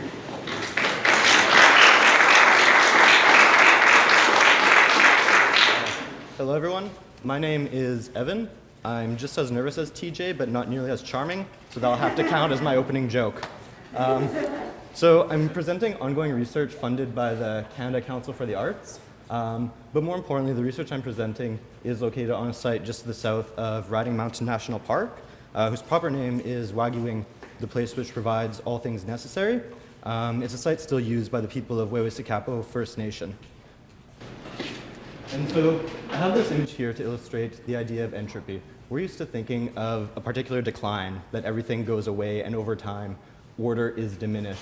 But if we simply look at plant life and how it comes to occupy the landscape, to amplify existing geological, historical forces, we can see that a decline, a certain level of entropy, can be thought of as negentropy, that an energy applied to the landscape can lead to a deeper understanding, and that just because there's change over time, the viewing of a thing, the listening to a story of a thing, can really begin to add a new layer. And as humans, I'm particularly interested in how the creation of stories and listening to stories can count as an extra layer on the landscape that adds to that process of knowledge and depth. And so this is two examples of previous work that illustrates that. On the left is a small transplanted colony of moss. It was from a small residential project in an older neighborhood in Winnipeg, and so there was a lot of holes in the concrete. There was a nearby parking lot that had been there for decades that's about to get bulldozed to become a condo development, and so there was a lot of moss in it. And so as part of the project, a key component of it was bringing the moss to a new site for it, to kind of listen to how the moss on the old site had established itself and to give it a new place of dwelling, and so that the moss becomes something that we can understand something about the concrete, but also the moss has a place to still live. And then on our right is a project called Ecotone Temple, which explored when we start to give particular focus to light, to textures of bark, how can we begin to illustrate that in a way that the twine is organic, and so over time it captures twigs and branches and scales as they fall. How can we begin to illustrate that in a way that's different than what would be there naturally, but isn't necessarily opposed to it? And so I'm particularly interested in the use of light to record motion through the landscape. And a big reason for this is that light is non-intrusive. Humans inherently enjoy light, but if we're manipulating light, we can have an active engagement that doesn't require necessarily a large amount of infrastructure, viewing platforms, paths. And so in this case, the light illustrates a path taken, double checking that I got rid of all the hawthorns on the site so that people could walk barefoot. And so we can think of this, a human relationship to the landscape, as one that doesn't need to echo the forms that are already there. When one organism engages with another organism, the result might be physically different than what either of those organisms looked like on their own, but it illustrates something about the particular form of the organisms that are engaged with. So, oops.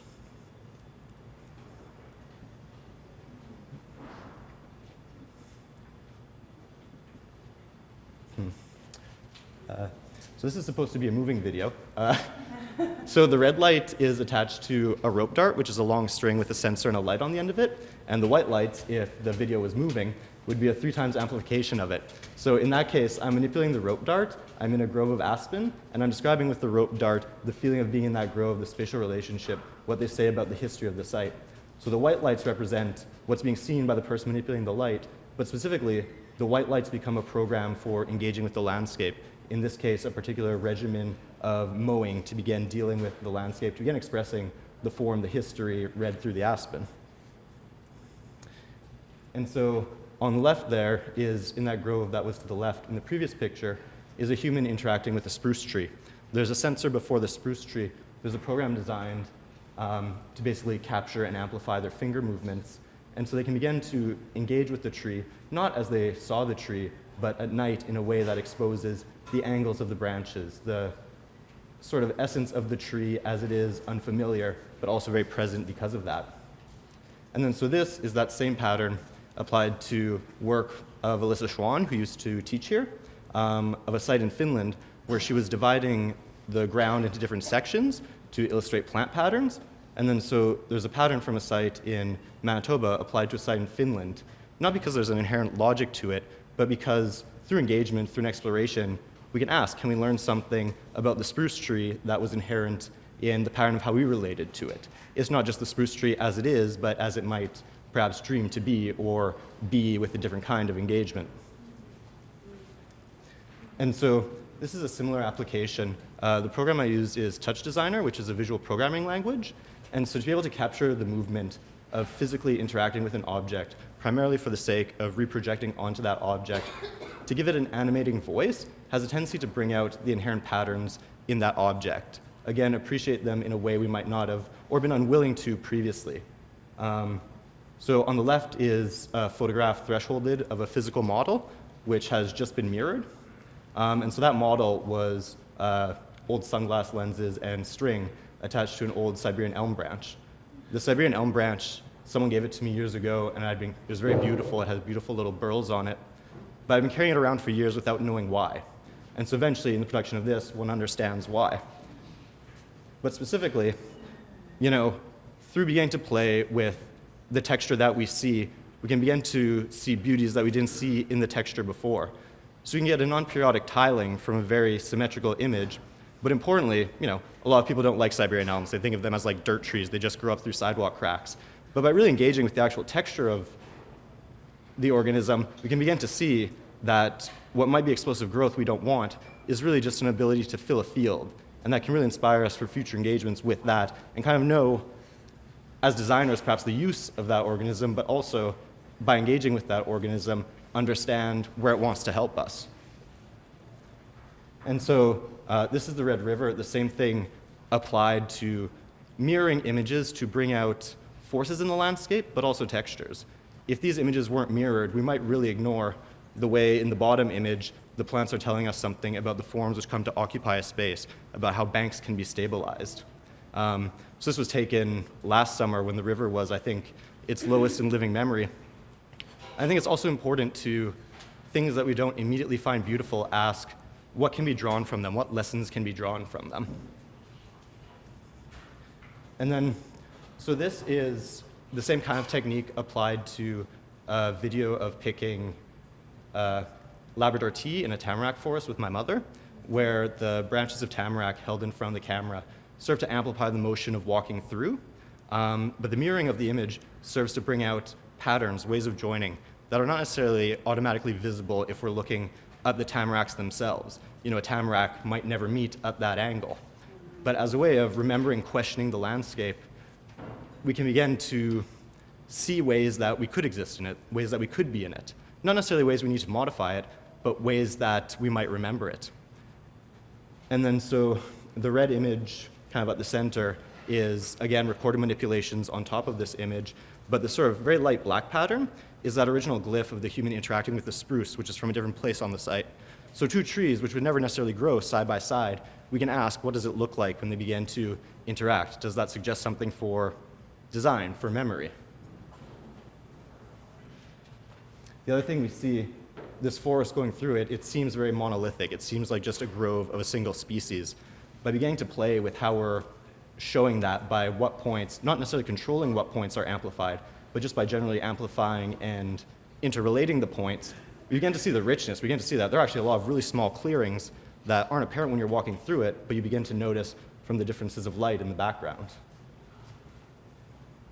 And so a particular interest and focus of my current sculptural work is on the creation of resin acrylic beads, which can host Arduino sensors connected to lights that can then be placed within the landscape in relationship to other organisms, kind of as in that previous picture of paths of light, so that people can be drawn into the landscape and have something that they can interact with. Humans tend to like interacting with light. It's very approachable, and it's a thing that maybe draws people closer to not the acrylic, not the lights, but to the landscape itself. And so in terms of this acrylic, the focus becomes on the creation of a particular biota, including not just elements of the site, but elements that can become parts of the site. So burlap as a material that is frequently used due to its ability to be colonized by moss, trace paper due to its lightness. And in particular, exploring materials of the site and how we can begin to build with them. So this is not on the site, this is a workshop in Winnipeg, but small twigs gathered from the site, taken into the city. If this is all we have to work with, and we have to recreate a story of the site, an understanding of the site, how can we do that? Without dealing with full-grown trees, without dealing with a full-grown healthy forest, how can we begin to focus on the smallest elements? So in this case, on the right, there's almost no knots in the structure hanging from the ceiling. It's entirely held together by tension and by the little buds of the branches. So again, a look at how lights, these are not lights I've created, these are off-the-shelf ones. I'm holding off on making my own until I know exactly what I want, so I don't waste any material. But what that might begin to look like so that it's not a floodlight, but there's a small suspended element that can draw us in, and by the time we're drawn in looking closely at it, we see, say on the left, a particular element of the site highlighted. And then we suddenly realize that behind that element is the entire tree that's covered in those elements. So as a part of this, in terms of the site, I think it's very important to consider non-traditional materials, but materials that answer to traditional needs. So again, we see one of those lights. We see a tent pole that was kept from an old tent that got ripped. In terms of how we can begin to interact in a futuristic yet traditional way with the site, the pure lightness of a material like that allows an amplification of motion, allows an amplification of very small elements that becomes quite suitable to a performative relation to kind of larger elements in the site, to the sky, to the clouds, to the sun, to the moon. And in particular, we can begin to think about the bones of the site. You know, I mentioned that in a negentropic process, that as plants occupy a site, they tell us a story about it. And we can see this as kind of the bones of living in a site. The plant communities are changing, and they're going to continue changing. So I think that's why it's important to be able to record interactions with plant communities as they currently are. So in terms of recording that, on the left is a knot created from a performance with a string. And so the knot serves as an individual recording of an entire half-an-hour long performance. And on the right are a series of extractions, almost like X-rays, of, again, a performance done in front of a sensor. So we can really begin to zoom in on particular sections. Using a very modern technology, we can kind of dwell deeper in a particular moment and begin to look for, in the case of designers, particular structures that might be inherent in what we're doing. And so on the site itself, to begin to work with it, on the left was one of the images submitted as part of my grant application, the idea of a human interacting directly with a particular form of light that responds to them. And on the right is how that begins to be assembled on the site. Very small spruce twigs cleared to create a little bit of a bigger path for humans to move through. Using their structural qualities, you can assemble these into quite, not solid, but quite durable structures that unless something purposefully destroys it, will be there. So in terms of the moss, you can imagine a sensor placed directly on the moss. If your hand traces the pattern of the moss and the sensor captures this, then essentially you can amplify this moss. You don't have to go looking on the ground where people might not have looked before. You can select and bring out particular qualities of the site, important qualities of the site. So on the left is where those branches came from. The smaller branches have been removed, leaving the larger branches of the spruce tree, and we began to see without the smaller branches the pattern of the spruce tree. We began to see a bit more of its growth, just because of our difference from the tree, we couldn't necessarily see before. We just saw a bunch of branches in a tree. And on the right is, again, the type of sculpture that will be strung from these branches that will respond to the sensor embedded in that moss. So here's that site, kind of a clearing, not pulling up of any plants, but a sweeping clearing of the ground plane to reveal the forms of rooms that are already there where humans can occupy. And in particular, in terms of relating to the site, on sweeping away pine needles, finding the floor, questions begin to arise about what wants to live on the floor. Is it good that the floor is bare, that merely for the sake of human occupation, we've made a modification. And so this is an example of, within that location, a performance recorded with elements of the site, which begins to guide the performance that people can interact with. So after a period spent fasting and working with the site, this performance is recorded as a relationship, as a prayer to the site, which is not necessarily something other people might do, but as a way to give them access to the site, to a particular understanding of the site. And then so, in the case of the moss, this is the kind of projected image that would be activated by those sensors and then held within the hanging sculptural elements.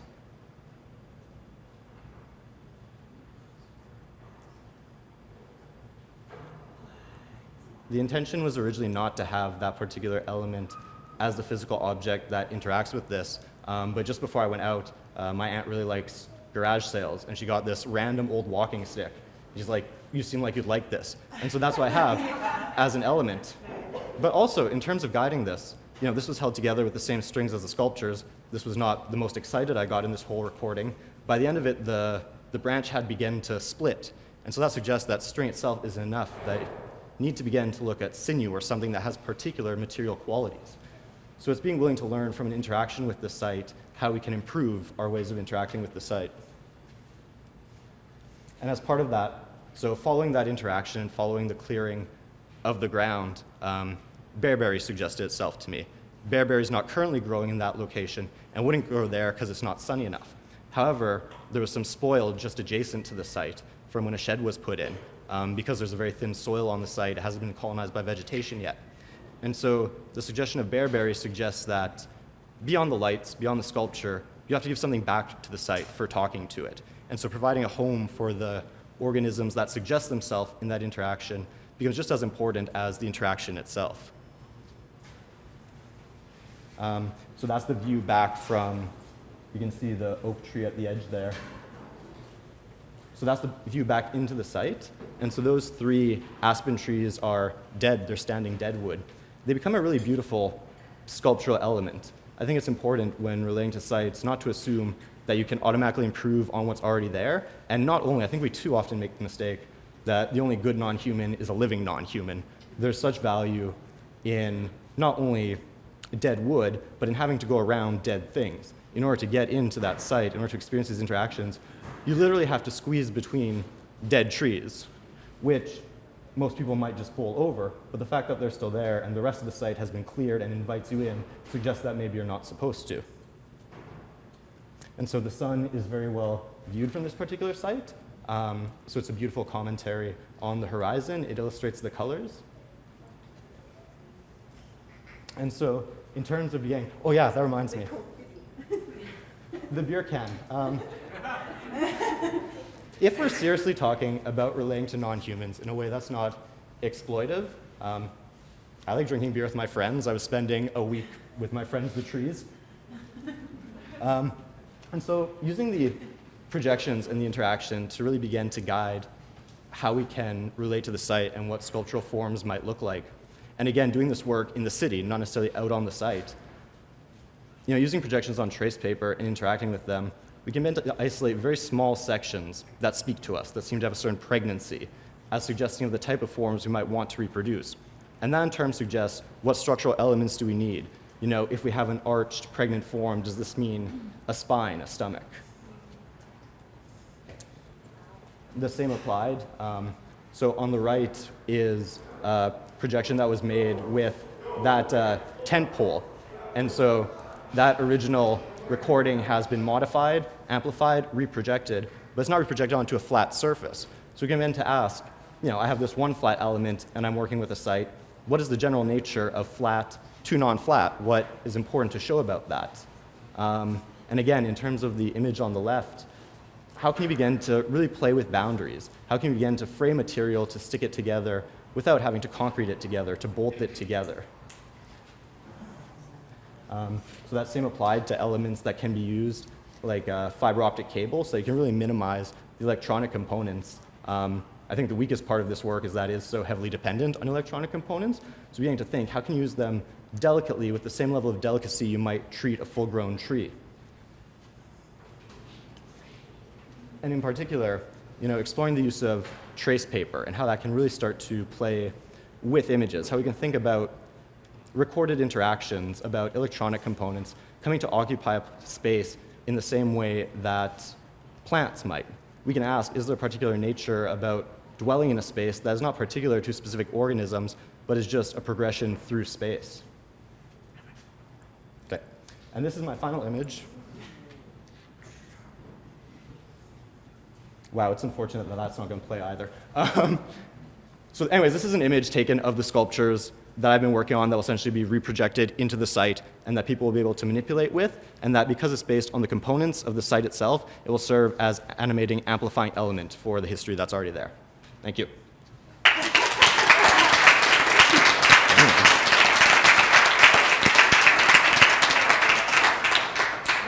It's great when you give the signal like this and he says, just because some of these didn't work, I was just told to remind everyone that Evan's work is going to be projected in the courtyard this evening. So if you're here when it gets dark, you'll be able to see some of these things in action. So we have 15 to 20 minutes for a general discussion now, and there's certainly a lot of food for thought between all of the different presentations and the scope and range of things we've seen.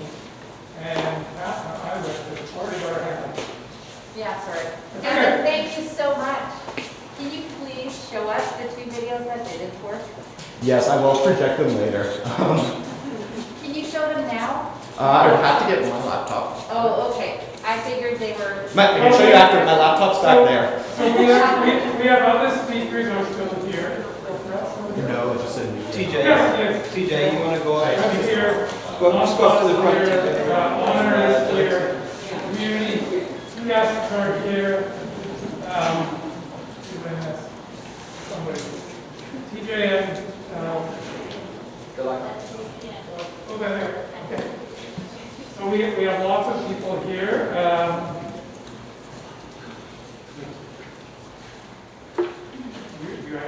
You look like you really want to say something. No, she wants me to say something. She told me to go up there.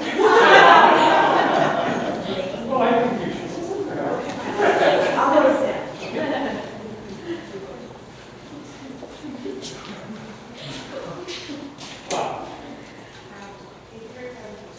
I see you holding an object. Can you show us what is it? It's actually one of the acrylic resin pieces that didn't make it into it. So as part of the process beyond treating these things as physical objects, trying to cultivate a relationship with them, to be able to understand the relationship to non-humans that aren't just physical objects.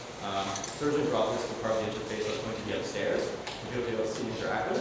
And as I was noticing it back, it suggested I should bring it up to me. The result of which is that, the memory of this presentation, people's reaction to it, the knowledge shared can get brought back into the landscape and this becomes a part of it.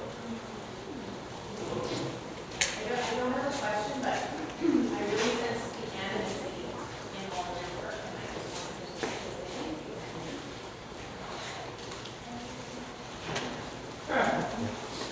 Yeah, maybe some of you could speak to the fertility or the excitement that came out of the combination of low-tech and high-tech kind of approaches that we've seen. And I think both presentations hinted that there are really meaningful associations with operating and engaging and the agency that comes from both the physical and the digital, both the high-tech and the low-tech. Just what your personal experience might be with that, or your thoughts on it. I can speak a little bit about the low-tech. One of the things that TJ and I actually talked about quite a bit during the Clan Mothers workshop was that we really saw a lot of value working with our hands and starting there, introducing people to design, because you interact with it differently. There seems to be a gap at times when you go straight to technology, and that understanding you as an individual have to what you're creating. So starting with collage specifically, was a lot of like, cutting things up and putting things together and creating new connections. And I don't, I've made a lot of digital collages, but it's not quite the same as doing it with your hands. But I can't speak to everybody's experience personally. That's just kind of something that we talked about. And I'll just kind of add my little 2 cents onto that too. It's something else. It's tough actually. There's always different responses and reactions that you get when you explore media. Diverse range of media. I myself, I've always been an old school kind of thinker. I prefer to just work and create stuff with my hands and see things come to life in front of me. But I've actually I've learned quite a lot being around my team, my colleagues, and Dilaxshy, and just kind of learning how we can utilize tech a bit more in the work that we do, and the way we use it to communicate with, everyone around us. And just a little story here regarding the Blossom project that I could speak to. So one of the, we didn't mention to it, but one of the key moments in that project came about due to playing around with the headsets. Particularly one student was very hesitant, very shy in the background. Didn't like to communicate or talk about their ideas. It was very kind of within their own space. And as soon as we brought in some of the tech that we were exploring, you could see that that student started to come alive and started to become immersed in that world. And it was funny because we were all in the same room and we're kind of just watching them work on these headsets, and students just started to move around and create, and it sort of explored this idea, which ultimately became Blossom. So that whole idea stemmed from that one particular experience, and from that, the student became a bit more open to exploring beyond that virtual world and starting to communicate with their fellow students and as well. And it was actually quite amazing to see how that one little exposure to and use of that tool kind of sparked really the whole idea of following. But it was just a unique experience to be a part of, and yeah, I'll leave it. I think one thing I would say too, in particular to what TJ said about it being a tool for a creative process, I think with VR and a lot of newer technologies that are so powerful, because they're so new and they're not necessarily made yet for a mass audience, they're powerful for amplifying what we can do. But I think we have to be careful whenever we deal with technology, in particular when we try to apply it to something non-technological. It's like Marshall McLuhan said about hot versus cold technology. Does it completely fill up the very field that it's giving us? Is it just blindly what it is? Is AutoCAD a useful tool, or is AutoCAD just an organism that likes to make straight lines?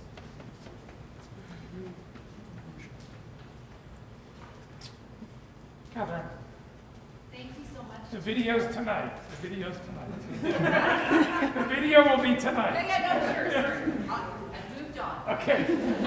Thank you to the participants of the Plan Mothers group for sharing your thoughts, because I think it's really potent.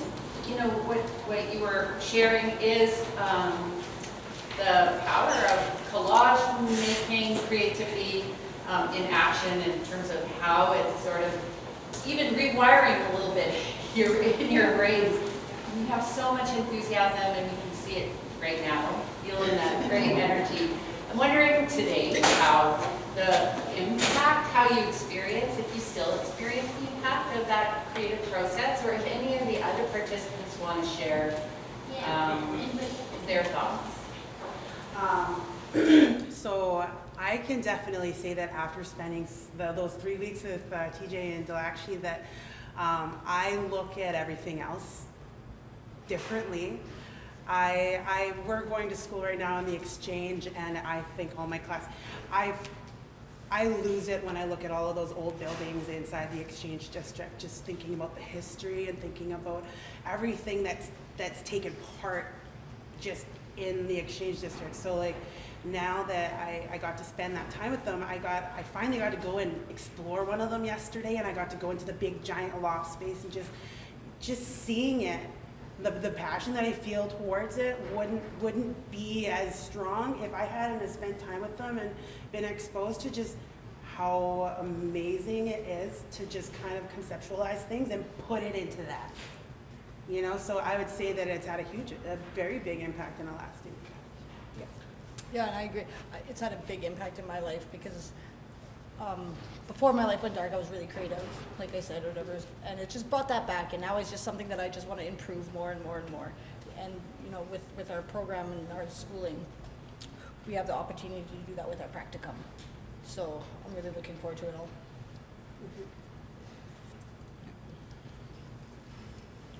You guys want to talk it up? You said it all. I have a question. Evan, is it? A lot of the imagery that I seen in your presentation, even though the videos didn't work, I was feeling it, but how do you visualize that or find that? Like, how does it change the math of everything? Like, how do you visualize it and you see things and then incorporate it mathematically somehow, like with the mirror imaging? No, and it's, to the point about creativity and using tools. It comes entirely from a physical engagement with the objects, just literally with the tips of the fingers and beginning to feel them out like that, and then beginning to try to figure out, if I had an experience, if I had an intuition doing that, what is kind of, as you said, mathematically at the core of it, and how can someone who doesn't have that visceral physical experience begin to see that? Have you ever had to like draw it out or turn it into any kind of mathematical increments? Like I know this is like a university in design, and we're talking really about languages, but math as a language. When I see those images, I'm thinking, is there ever any kind of math conversion that you are looking at? Not to literal math. I think it comes down to more almost a memory system of, you know, 2 to 1 to 3 is a pattern I know from this plant, and so if I see 2 to 1, it suggests a 3. So it's more of, again, kind of a scan of something ongoing. Math is not my strong point, so I've never tried to physically change that to math. I think it is, because when I looked at all that imagery, I was just seeing lots of cool math there. I was just kind of wondering where that was coming from. I know I read, they don't teach math like this anymore, but just before I started this work, when I came back from my practicum, I read Euclid's Elements, and that was the first time I really understood why one might want to use math. How, starting from a line, starting from an angle, one can get extremely complex shapes. And I think math as that, as a tool, is something that can emerge and is a little bit more joyous, almost more musical.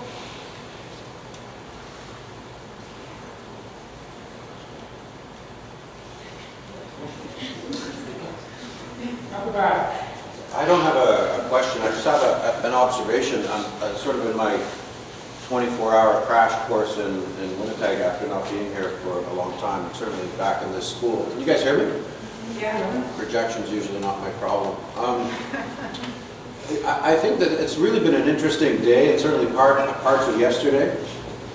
And I guess what I'm starting to realize is that given the school's commitment to its students, which is fantastic, the fact that you've got students coming back and presenting at this major conference, and actually bringing ideas that are fresh ideas that are brought out of a grad studio or a PhD student or whatever we bring out, and then projecting them forward within this forum, I think has to be applauded. I think it's absolutely great. I think it also collectively starts to, for me, and maybe I am being naive, but it starts to talk about what is of this place. What are the preoccupations? What are the understandings? What's the social critique? What are these? And it's actually, I mean, I spend a lot of time all over the place, certainly across Canada, but everywhere else. And I try to figure out what is of the place of Montreal. I certainly know that Toronto still remains the best American city in Canada. We know what Vancouver has to offer. There's all these sort of things about kind of what, and this is really what this place has to offer. And the only thing that I would say is they use the energy of these forums, use these mechanisms, use these sort of curatorial buckets or lenses, and really push this work out there. I had a couple of conversations around architects, designers who are working with Indigenous issues and Indigenous practices with one of the students here. I forget her name, I'm sorry. but there's a kind of subtlety to these ideas that is very different than the questions, say, that Matthew Hickey at Touro or Wanda Della Costa in her practice is working on around these notions of collective understanding. And there's a nuance here about landscape and land and nature that I think, in a very positive way, could start to be embedded in practices like Matthew Hickey, who's really trying to work in urban Toronto. He's really trying, or there's practices in Montreal. So the understanding of the intellectual kind of impetus or trajectories that are of this place, if there's anything that could be, that I would encourage you guys to do, given the youth and the energy you have, the fact that you've got small young practices moving forward, is to really just get out and start talking in Toronto, in Montreal, in New York, in whatever, and really start to bring this sensitivity forward there. I really have to applaud the school and its encouragement of its students to speak in these forums, along with people like Sally and Christophe. So yeah, thank you very much. Push it out. That's what I'd say. I think that's a great place to stop for lunch.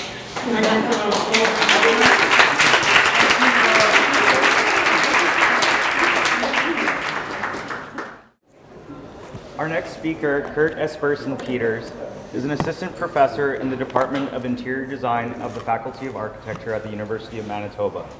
Before joining the University of Manitoba in 2018, Kurt was the program coordinator and a professor in the Bachelor of Interior Design program at Algonquin College in Ottawa, Ontario, between 2006 and 2018.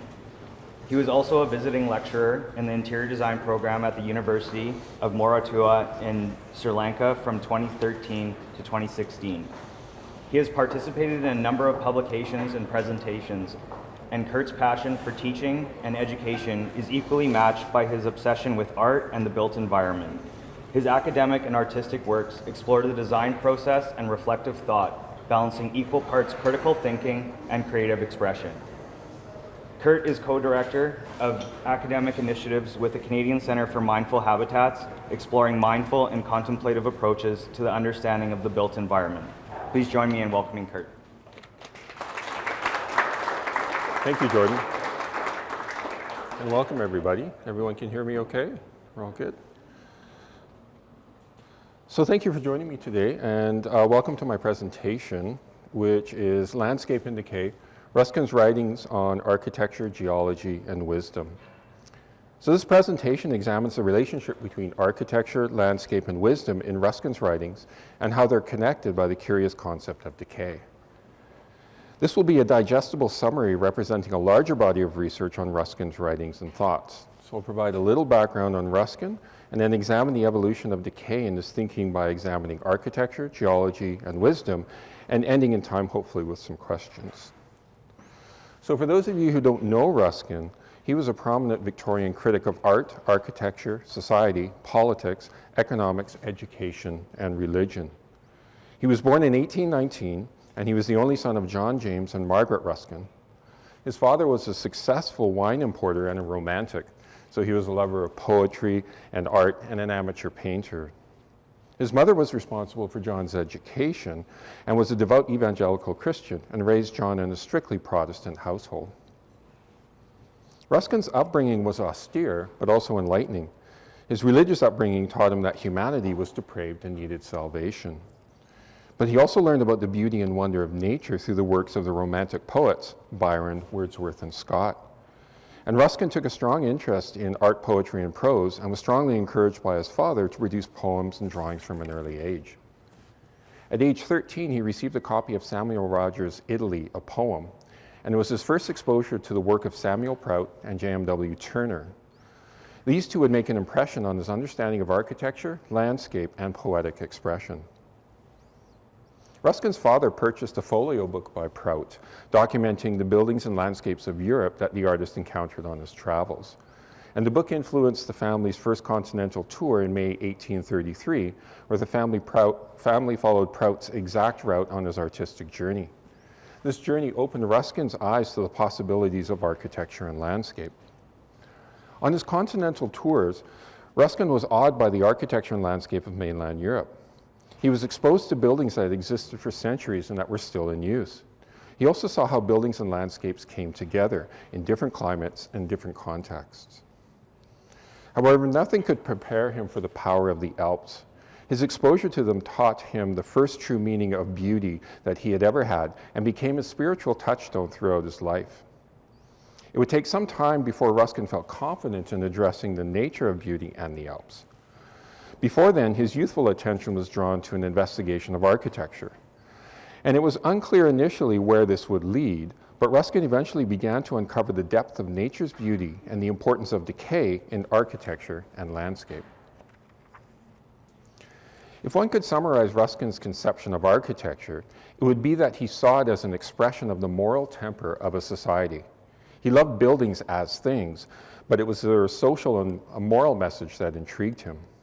He believed buildings contained the history of their makers' intentions, actions, and beliefs, and they were palpable testament to the craftsman's manual and mental sacrifice, where their efforts were expressed and captured in material form. Ruskin believed these messages could be read in the outward forms of a building. Thus, form and content and medium and message were necessary to realize architecture's potential and value fully. Ruskin liked architecture, but only a certain type of architecture. He liked buildings that were partly in decay, and only after 4 or 5 centuries had passed over it. He preferred old buildings because, as a vehicle for moral expression, they spoke of a time and era where proper moral values were pervasive. But Ruskin also enjoyed the aesthetic character of old and decaying buildings. This attitude was conditioned by his travels and exposure to Romanticism and the picturesque. The picturesque is especially important to the idea of decay and deserves some attention as it forms the basis of Ruskin's thinking on architecture and landscape. In its simplest definition, the picturesque was a way for a traveler to enjoy landscape. William Gilpin defined the picturesque as a viewing technique designed to compose a view, similarly to how a painter composes a picture. The picturesque is generally situated between or in contrast to definitions of the beautiful and the sublime, particularly those by Edmund Burke. In Gilpin's definition, the picturesque relied on the descriptions of natural forms to define its character. He established the quality of the picturesque as rough and rugged, with enough variety to generate curiosity and amusement in the viewer. Other investigations into the picturesque, particularly those by Price and Knight, investigated how sense impressions of the natural world were interpreted in the mind, situating the picturesque also as an intellectual activity. Despite all of its intentions, the picturesque was a middle-of-the-road aesthetic ideal. It did not engage in the extremes of the beautiful and the sublime, but was deliberately situated between them. It occupied an important territory between Burke's extreme positions, but lacked the profundity of the noble aesthetic pursuits. Ruskin was aware of the picturesque, but from an oblique perspective. He does not directly engage in the works of Gilpin, Price, and Knight. Instead, he learns about it through the works of others, such as his drawing masters, and especially the poet William Wordsworth. Wordsworth had a profound effect on Ruskin's thinking at an early age. Much of Ruskin's early aesthetic theory was derived from Wordsworth's Romanticism. As a critic, Wordsworth attacked the picturesque's limiting definitions of how landscape is described. And this was clear when he stated that the Alps could be described using the picturesque terms of roughness, ruggedness, and variation of line, but the effect was much more intense than mere curiosity or novelty. Like Ruskin after him, Wordsworth felt that the Alps were a source of true beauty and evoked deep sensations within the mind and the soul. However, this beauty was not Burke's smoothness or Gilpin's amusement, it was something more powerful and expressive. Wordsworth felt it necessary to revise the definitions and account for the deep feelings generated by these aesthetic events. Encounters with such grand expressions of nature required a more comprehensive expression philosophy. Wordsworth had other grievances with the picturesque, but I want to mention one additional point. He opposed composing nature, believing instead that nature should be taken as is. He believed that the forms of landscape were already perfect and beautiful and did not require recomposition. Ruskin published The Poetry of Architecture in 1838 and seemed to have taken Wordsworth's suggestions to heart. Poetry of Architecture was Ruskin's first publication on architecture and his first attempt at an aesthetic theory. Outwardly, the poetry of architecture is an examination of national architecture, where national identity is conveyed through a nation's building and conditioned by the landscape in which it's situated. Inwardly, the poetry of architecture challenges the picturesque by embracing much of Wordsworth's philosophy and developing some of Ruskin's own theoretical ideas. The relationship of landscape to architecture is at the heart of the poetry of architecture. Ruskin believes that the poetic, or the agreeable harmony of architecture and landscape, leads to the sensation of the beautiful. In poetic unison, Ruskin sees this formal and material arrangement as a harmonious convergence of building and mountain as a singular expression. He draws parallels between their shared composition, structure, and materiality. And it's also here where we get the first indication of the role of decay. Both buildings and mountains exhibit the effects of nature in the form of erosion and degradation.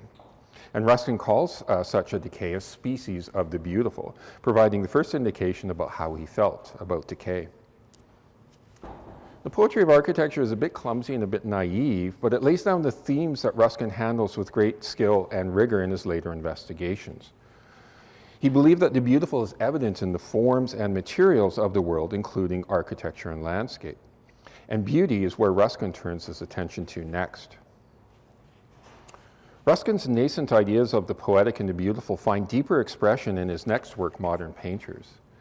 These 5 volumes were intended as a defense of landscape painting and the vindication of Turner, but later lapsed into a geological treatise that explained the forms of the earth. The first 2 volumes investigate the human capacity to recognize truth and beauty in landscape. Ruskin's simple conclusion is that truth is nature, and nature is beautiful. In its purest conceptual and material form, this means that nature is the ultimate truth in the world because it expresses divine intentionality. Because this truth is divinely derived, it has to be the ultimate expression of beauty.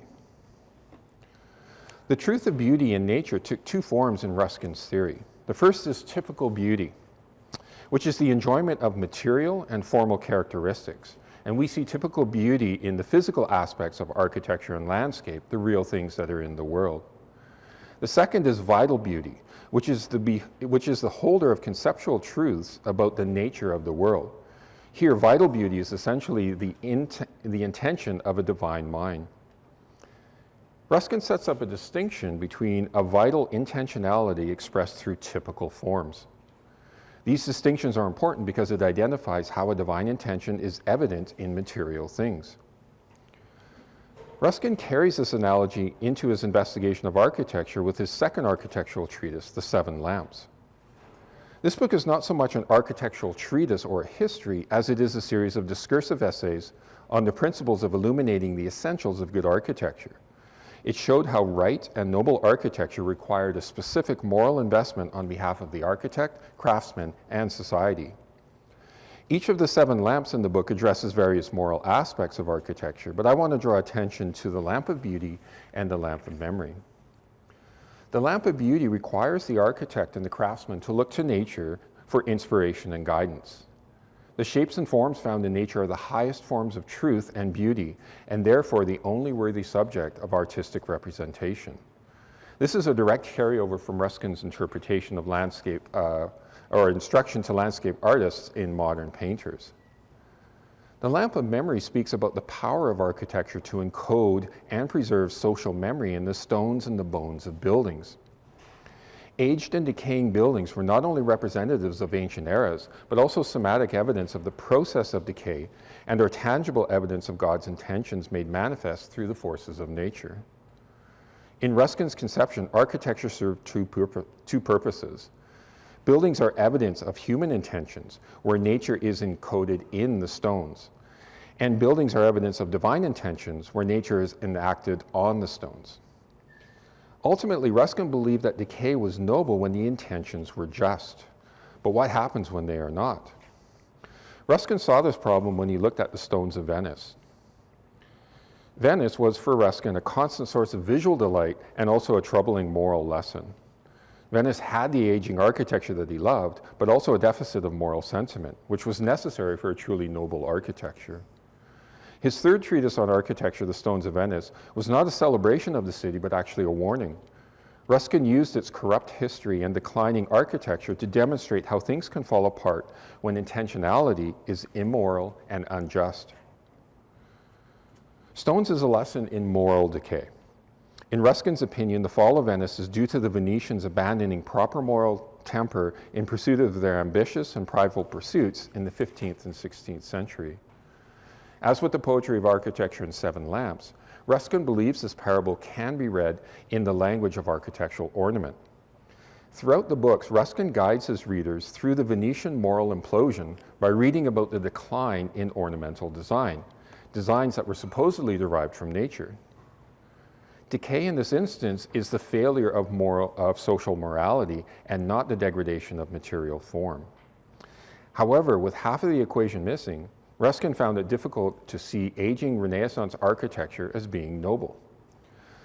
Ruskin is delineating a negative form of decay that is willfully devoid of divine intentionality. This will be opposed to his idea that natural decay is inherently positive because it comes from the divine will. By the end of Stones, Ruskin had a theory of architecture and a role for decay. As we've seen, architecture is harmonious with landscape in terms of form and materiality, and both are susceptible to the erosive forces of nature, demonstrating the process of decay. Through architecture, Ruskin demonstrated that the social and moral intentionality could be encoded in a building's form and materials and can be read and interpreted. Ruskin carried these concepts forward when returning to the final volumes of Modern Painters, as he turned his attention away from the human capacity to perceive beauty to the nature of beauty itself, in this case, the order and structure of nature. So Ruskin may have loved old buildings, but he actually loved mountains even more. From an early age, he was interested in mineralogy, geology, and geology, but his exposure to the Alps captured his geological imagination and became the touchstone for his understanding of nature and divine truth. The later volumes of Modern Painters continued his earlier investigations of truth and beauty, but added the ability to recognize intentionality in material form derived from his architectural investigations. Ruskin saw nature as divine intentionality, and landscape and mountain form were its ultimate material expressions. To uncover the ultimate source of beauty was to dissect the structures of the earth. In Volume 4 of Modern Painters, Ruskin did not see beauty as a concept, a feeling, or a sensation, but rather as a material fact. His goal was to uncover the structure of nature, both in terms of geological forms and forces. Ruskin had a complicated relationship with the profession of geology. He fancied himself a geologist, but he was actually detached from the scientific debates. As a result, he concocted his own geology as a mix of deism and inductive reasoning. This was also where his theory of decay found its fullest expression. In Volume 4, Ruskin establishes three eras for his history of geology: the crystallization, sculpturing, and unsculpturing. Crystallization is the original creation of form and material, created ex nihilo. It was creating something out of nothing. Sculpturing is the shaping of the world out of the crystallized primordial stuff. And unsculpturing is the era of steady degradation. It overlaps with the historical period of humanity. Ruskin's focus in his geological studies is on the third era and the process of unsculpturing. And unsculpturing is just another term for erosion, degradation, and decay. And unlike the forces of crystallization and sculpturing, which require an unknown force over an unknown time, unsculpturing is occurring in our present time. And Ruskin could see the process of erosion right before his eyes. He looked at how erosion worked, particularly the effects of wind, rain, snow, and ice. He observed how mountains crumbled and how the debris created hills and the glaciers carved valleys. He also examined the earth structure, paying attention to the assembly and materiality of mountains and minerals. He began to see how forms and forces were related. Ruskin felt that the structure and ordering of the world have a purpose. And through all of his investigations, one question continually emerged. Is this therefore the earth's prime into which we are born? Or is it, with all its beauty, only the wreck of paradise? And this led Ruskin to consider two eventualities concerning the intention of mountain form. Are the forms of mountains intentional or incidental? If they're intentional, then we know God's will made them that way, and we have direct evidence of the divine mind. If they were incidental, why were these wrecks still beautiful? And are these degenerate forms still part of God's plan? Everything in Ruskin's experience led him to believe that mountains were as God intended, and humanity was held as a witness. So Ruskin had to conclude that the earth was designed and assembled to decay. The forces of decay must participate in this plan, and this places the value of decay in a different light. Rather than degrade a once beautiful paradise, decay is creating a beautiful prime. Ruskin also escapes the oppressive evangelical position where the earth is cursed and degraded, choosing instead to see it as alive and beautiful. This quote, although long, summarizes Ruskin's position. In the human architecture, the builder did not calculate upon ruin, nor appoint the course of impendent desolation, but that in the hand of the great architect of the mountains, time and decay are as much the instruments of his purpose as the forces by which he led forth the troops of hills in leaping flocks. The lightning and the torrent, the wasting and the weariness of innumerable ages, all bear their part in working out one consistent plan. And the builder of the temple forever stands beside his work, appointing the stone that is to fall, the pillars to be abased, and guiding all the seeming wildness of chance and change into ordained splendors and foreseen harmonies.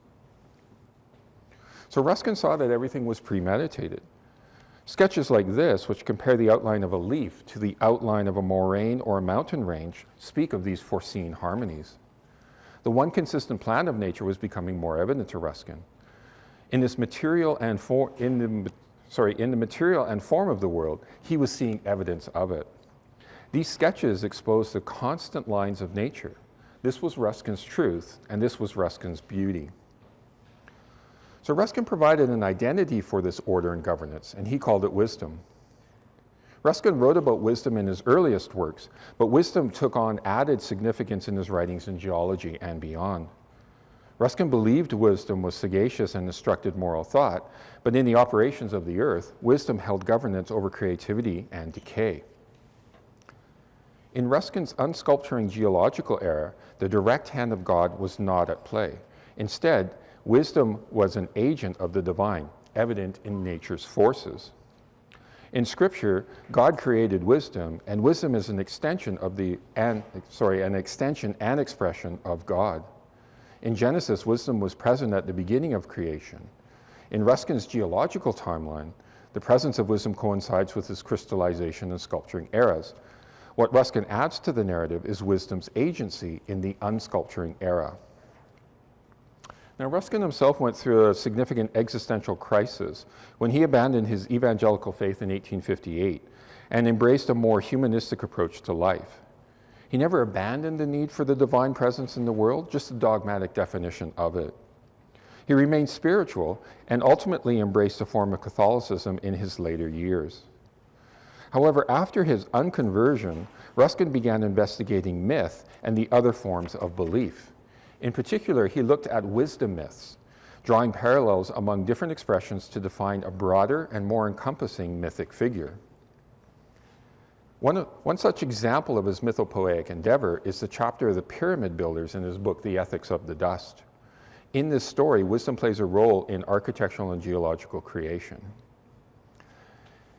In the story, Ruskin, as the narrator of the story, recounts a dream he had while meditating on a small crystal. In the dream, the Egyptian goddess of wisdom and her brother, the god of truth, reflect on the poor state of earthly architecture. The god of truth is unimpressed and suggests leaving humanity to its own devices. Wisdom, however, is much more hopeful. The god of truth thinks it's hopeless, saying, "Let them build, sister, let them build." But wisdom retorts, saying, "What shall they build if I build not with them?" As a demonstration of her power, she descends to the desert where Ruskin, as the narrator, awaits her. Before him, she arranges bricks upon bricks, creating the perfect pyramid. Ruskin is a first-hand witness to how noble architecture is created and literally built by wisdom.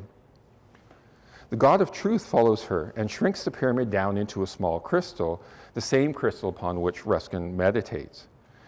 So in this story, Ruskin demonstrates how wisdom guides good architecture. He also shows how the perfect arrangement of architecture relates to the structure of crystals and the forms of the earth. Notably, it's the God of truth that makes this connection. Wisdom underlies architecture and geology and has a direct hand in its conception and realization. And Ruskin continued this exploration of the wisdom myth in his next book, The Queen of the Air. In this book, he identifies Athena as the Queen of the Air, an amalgamation of wisdom narratives that are centered on the forces associated with the air: wind, rain, ice, and snow.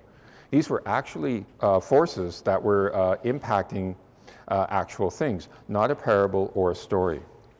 This association brought up a recurring problem in Ruskin's mind, one he had confronted since the poetry of architecture.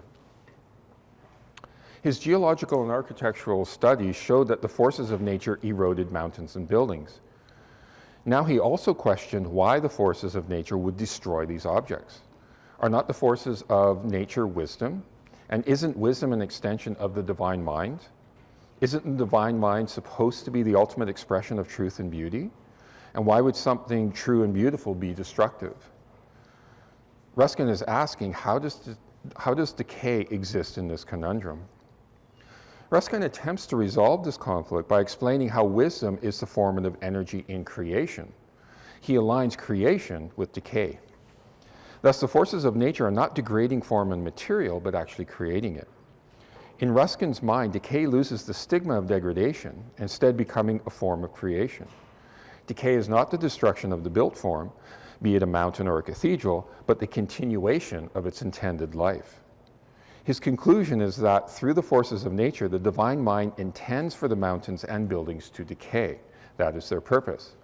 Decay is not the fall from a once idyllic form, remember back to the wrecks of paradise, but rather a condition of continual becoming, the prime of the world into which we are all thrown. So Ruskin never had a coherent theory of decay, but its evolution in the shadow of his larger themes led to a deeper understanding of the relationship between landscape, architecture, and nature.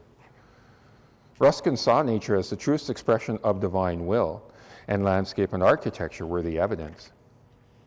He had to reconcile decay with the beauty of nature in order to preserve the beauty he saw in mountains and old buildings. In doing so, he found the greatest expression of truth hidden in our natural world by the divine mind. So this concludes my presentation. Thank you for your attention, and I invite any questions at this time.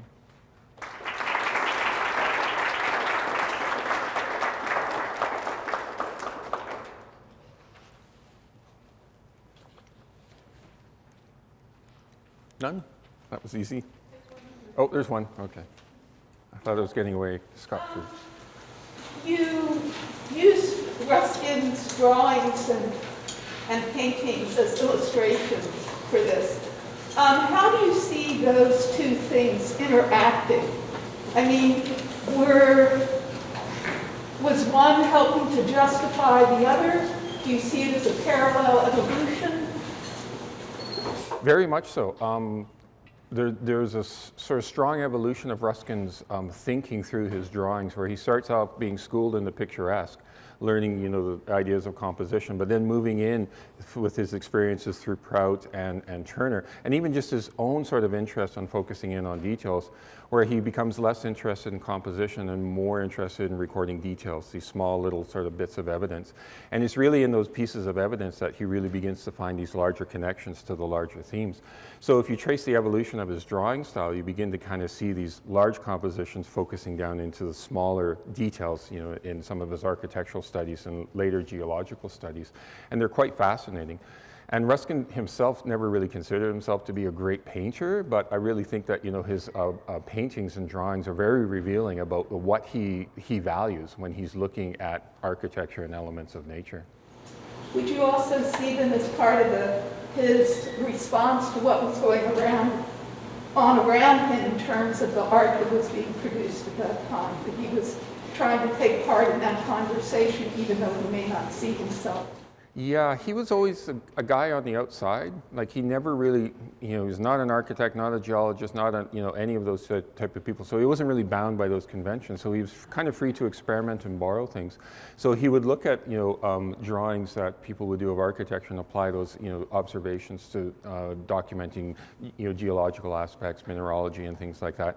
So he was always kind of dipping in different areas and different places to be able to kind of borrow what he needed to express what he wanted to say. And as much of a word painter that he was also very expressive and very communicative in his drawings as well. They're really a fascinating topic to study, and I can't really do too much justice in the time that we have, but very fascinating work that he was able to produce. Yeah. Thank you, Brenda. That's it. Okay, thank you very much.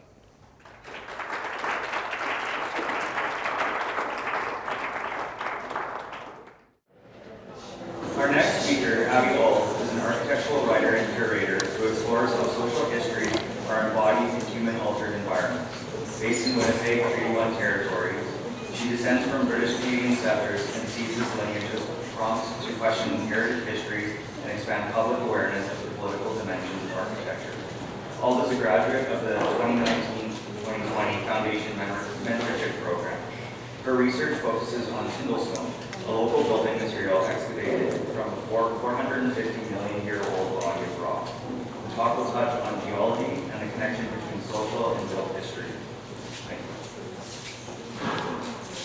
Thank you. Thanks, Jordan. Thank you. Yeah, thanks for being here, and thank you to everyone organizing this. It's really great. Lots of great talks so far. So yes, I will be talking about Tyndall stone, which I imagine most of you are very familiar with, but maybe not everyone, which is exciting. So really, my task today is to give a broad overview and hopefully leave you with a fresh sense of the material, however intimately familiar you may already be with it. So this is Tyndall stone. So Tyndall stone is both exceptional and ordinary. It is entirely unique in its striking composition, and it is exceedingly common in architecture across Western Canada, and particularly in its home province of Manitoba. This dichotomy of uniqueness and commonness plays out in other materials all over the world.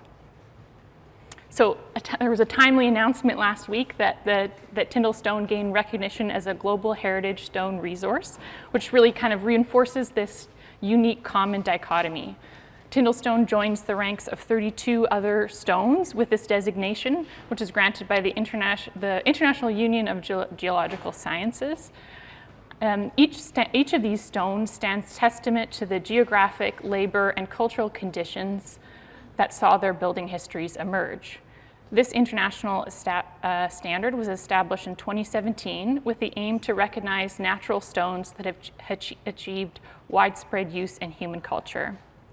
As the first international geological convention for dimension stones, it aims to complement other technical and mechanical material standards, as well as the UNESCO World Heritage Sites designations.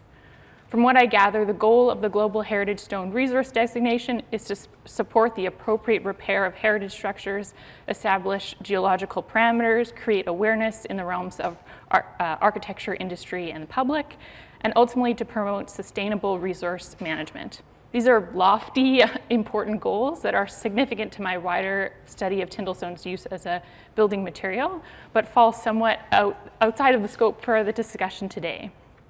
That's because today I want to focus on the continuum in which Tyndall stone emerged as a building material. I want us to consider the conditions that enabled a quarry industry to establish. What came before the stone's excavated history? What is the relationship between this stone and its home landscape? Using Tyndall stone as a case study, I am arguing for an expanded view of building materials that links architecture to extraction site and contextualizes excavation within wider ecologies of use. With this, my aim is to demonstrate how a connection between materials and their land-based histories provides valuable context that may shape understanding and future possibilities for material production, conservation, and reuse. So this is the structure, rough structure for today. So first we'll consider Tyndall stone from a geologic perspective. Then we'll move on to the few thousand-year period ahead of quarrying, when the rock formation played a role in influencing human settlement in this region. And then we'll follow by going to the quarries, and then end with the material shed. So this is really a term that I made up to get my mind around the relationship between the rock formation and the dispersal of stone across a wide geographic area. I'm riffing kind of carelessly on the concept of a watershed, so a basin and its tributaries, and using that as an analogy in its inverse for the rock formation and its material shed. My aim with this is to conceptually reconnect Tyndall stone to its rock of origin. So, the formation. Tyndall stone formed in the Ordovician period of the Paleozoic era. It was at a time when all life on land was concentrated underwater, and when the continents were not as they are now, but consolidated as supercontinents, including Laurentia up the top, which is where parts of North America comes from. And these circumstances conspired to create a rock that, as paleontologist Graham Young describes it, is made from life. The stone matrix of light calcium carbonate and darker magnesium-altered dolomite is crowded with large body fossils, attesting to the warm environment that fostered organisms' growth. Trace fossils, seen as the modeling, record the movement of marine creatures tunneling through sediment. The limestone's bedding is massive, so very deep, indicating long calm periods between major climactic disturbance. In all these physical characteristics, the rock reveals the conditions of its formation. Many of these conditions are also what makes this material suitable for excavation as a building stone. So where exactly has this ancient sea-turned stone ended up? Over the last 450 million years, due to plate tectonics, continents shifting and breaking apart and reforming, the equatorial sea moved up to the northern hemisphere and hardened into a unit of rock called the Red River Formation. This bedrock nears the surface in Manitoba, but the whole of it exists deep underground, following the contours of a depression that centered on Willits in North Dakota. There. And so this is where I'm going backwards, it's outcropped by the grade through Manitoba there. So I'll just go look at a GIF here to show how it's layering, how the sediment is layering and follows the contour of the basin. And then everything that is layering, Tyndall stone is old within this layer cake of sedimentary stone. So it comes really, at the beginning, it's lilac in color, and everything on top of it is younger stone, which you'll see it kind of grades towards southwestern Manitoba. We'll just take a second to start. So it's coming up. So that's the Red River Formation. That's coming up, really up the middle of the province and curves into Saskatchewan, where it becomes the Uaman Formation. Okay, so I'll go back to this again because the next is just to zoom in to a closer look at the outcrop belt in Manitoba, and then we're done with these maps for now. So notice the blue of the lakes to orient yourself, and the colored sections are all Ordovician rock, so of roughly the same time period, with the orange portion being the Red River Formation.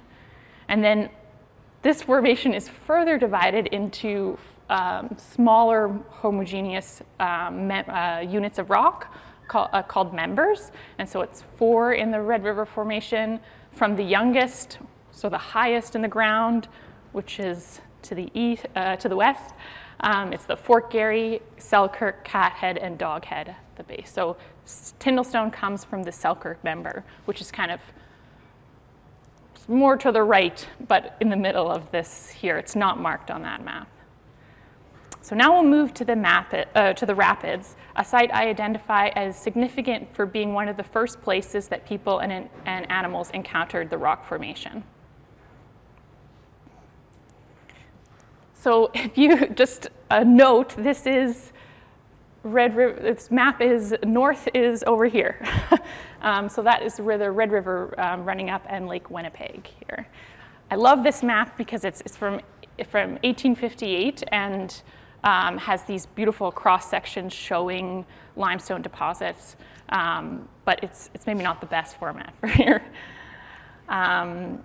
So as we saw, the outcrop belt of the Red River Formation spans up the middle of the province. In this range, the rock is not necessarily exposed above ground, but is the top layer of bedrock on which sediment and soil have accumulated.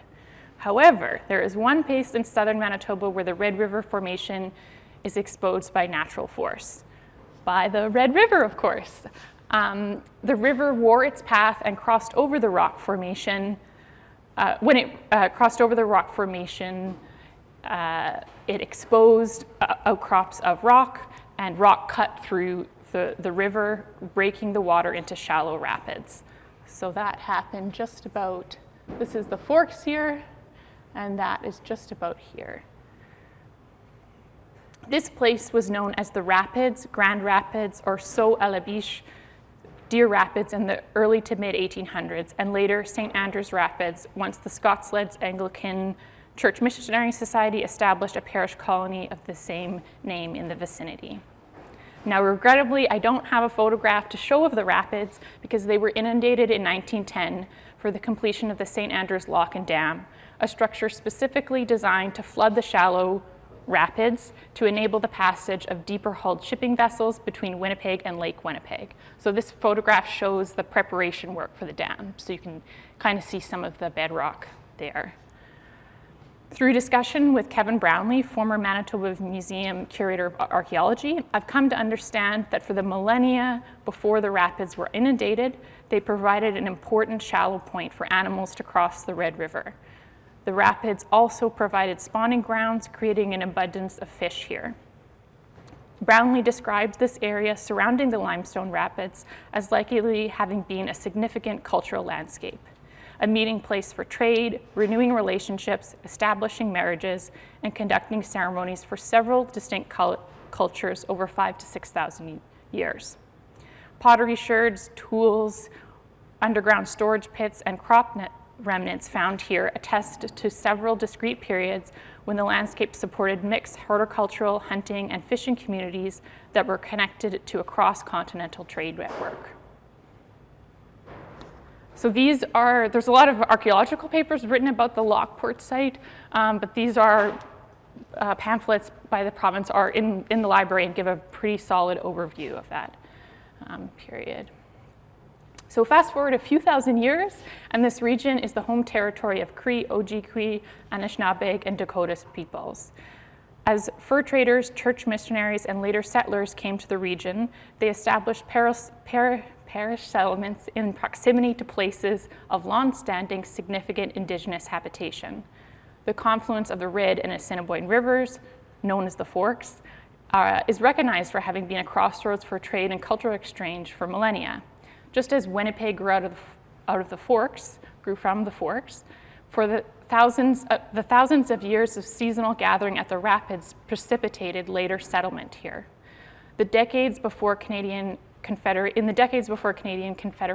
the region between the Forks and the rapids became known as the Red River Settlement, home to an 87% Métis majority population in 1870.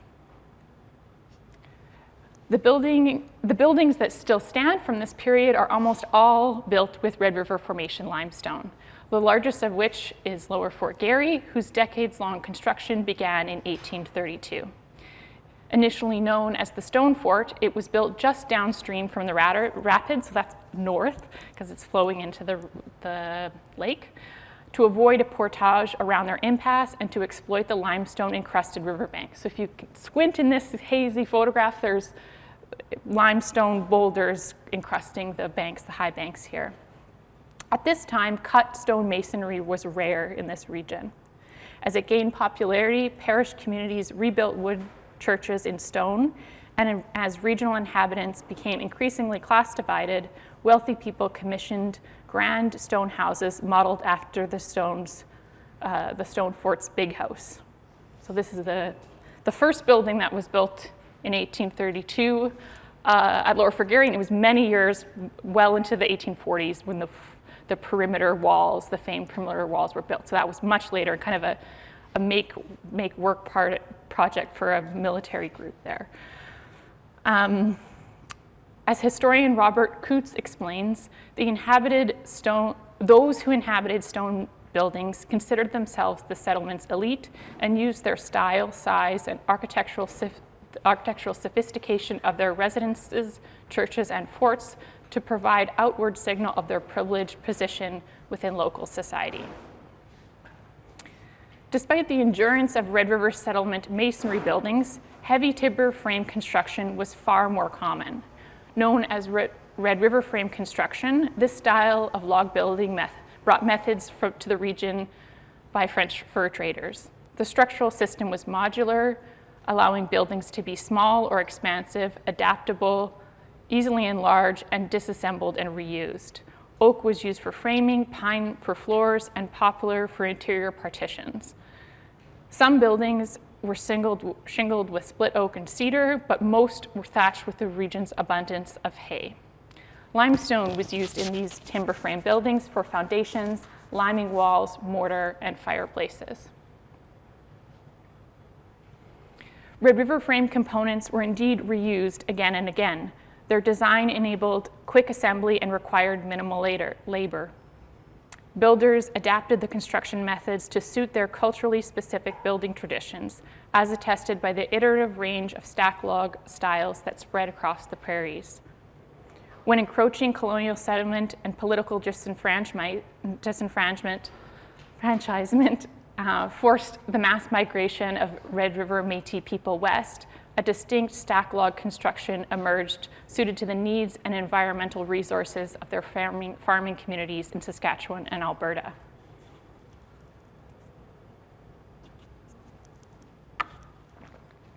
Archaeologist David Burley conducted a survey of these historic heavy timber buildings in the 1980s and concluded that a distinctly Métis worldview was reflected in the building's siding and interior arrangements, which differed from nearby British settler farms.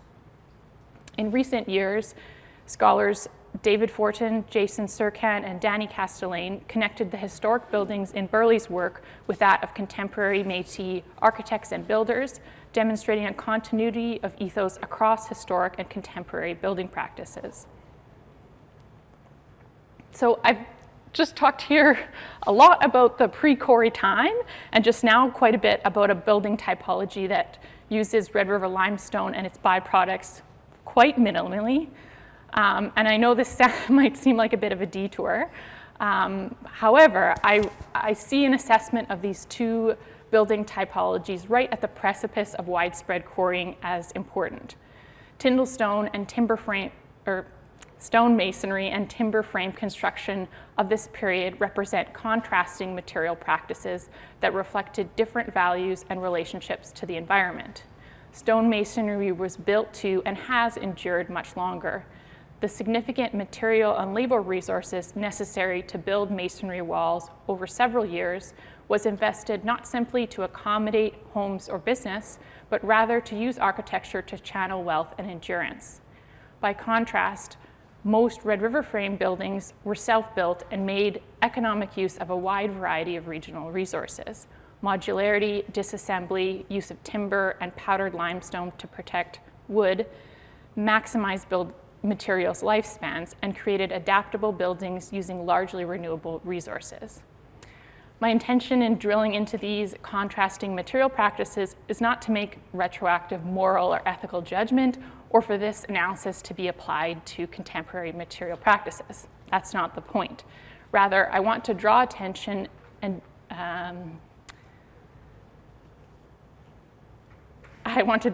to the conditions which saw widespread masonry and the demand for quarry production materialize. This emergence was not necessarily inevitable or arbitrary, but was instead directly linked to the specific cultural and political shifts happening as this region was redefined as part of Western Canada. So now we'll get on to the quarries.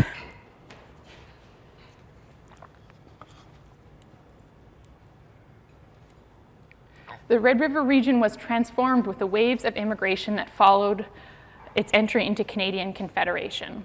In tandem with the Dominion Survey, the Transcontinental Railway's 1880s push westward facilitated a foreign rush on land, turning landscape into a grid of parceled property, with trains strung along the Canadian Pacific Rail line. The railway linked the Red River Rapids area, which by then was concentrated in the twin towns of Selkirk and East Selkirk. So here, to Rat Portage in Kenora, Ontario, and the rest of Eastern Canada, as well as Winnipeg to the south and Western Canada beyond. And if you see here, this is Selkirk, where it takes a 90-degree turn down to Winnipeg, but Tyndall is just one stop before then. On the CP line in between, the newly minted village of Tyndall incorporated in 1893. As is clear by the name, Tyndall and the neighboring enclave of Garson are the source of the now trademarked building product, Tyndall stone. We'll focus on the Tyndall-Garson area momentarily, but I just want to highlight the short-lived precursors, quarry precursors that were along the Red River. While the riverbank limestone exposures were really not suitable to large-scale quarrying, a few small outcrops in East Selkirk developed into modest commercial quarries in the 1870s and 80s. Though activity here was brief and limited by the quality of stone, these quarries marked a shift from on-demand, project-based excavation toward a growing market-driven commercial industry. Railway connection provided the means to get material to the growing city of Winnipeg, though well into the 1890s, most stonework was supplied with imported material.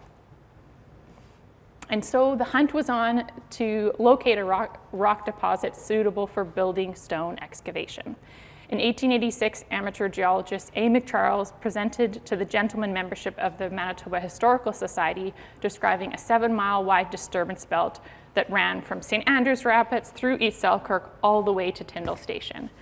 Popular media picked up on this in the October 8, 1886 Manitoba Free Press, and it reported that rock that was quarried, like the rock that quarried at Selkirk, existed near Tyndall. The paper alleges that this newly discovered material was of inferior quality to that at East Selkirk, but it wouldn't be long before these opinions would change.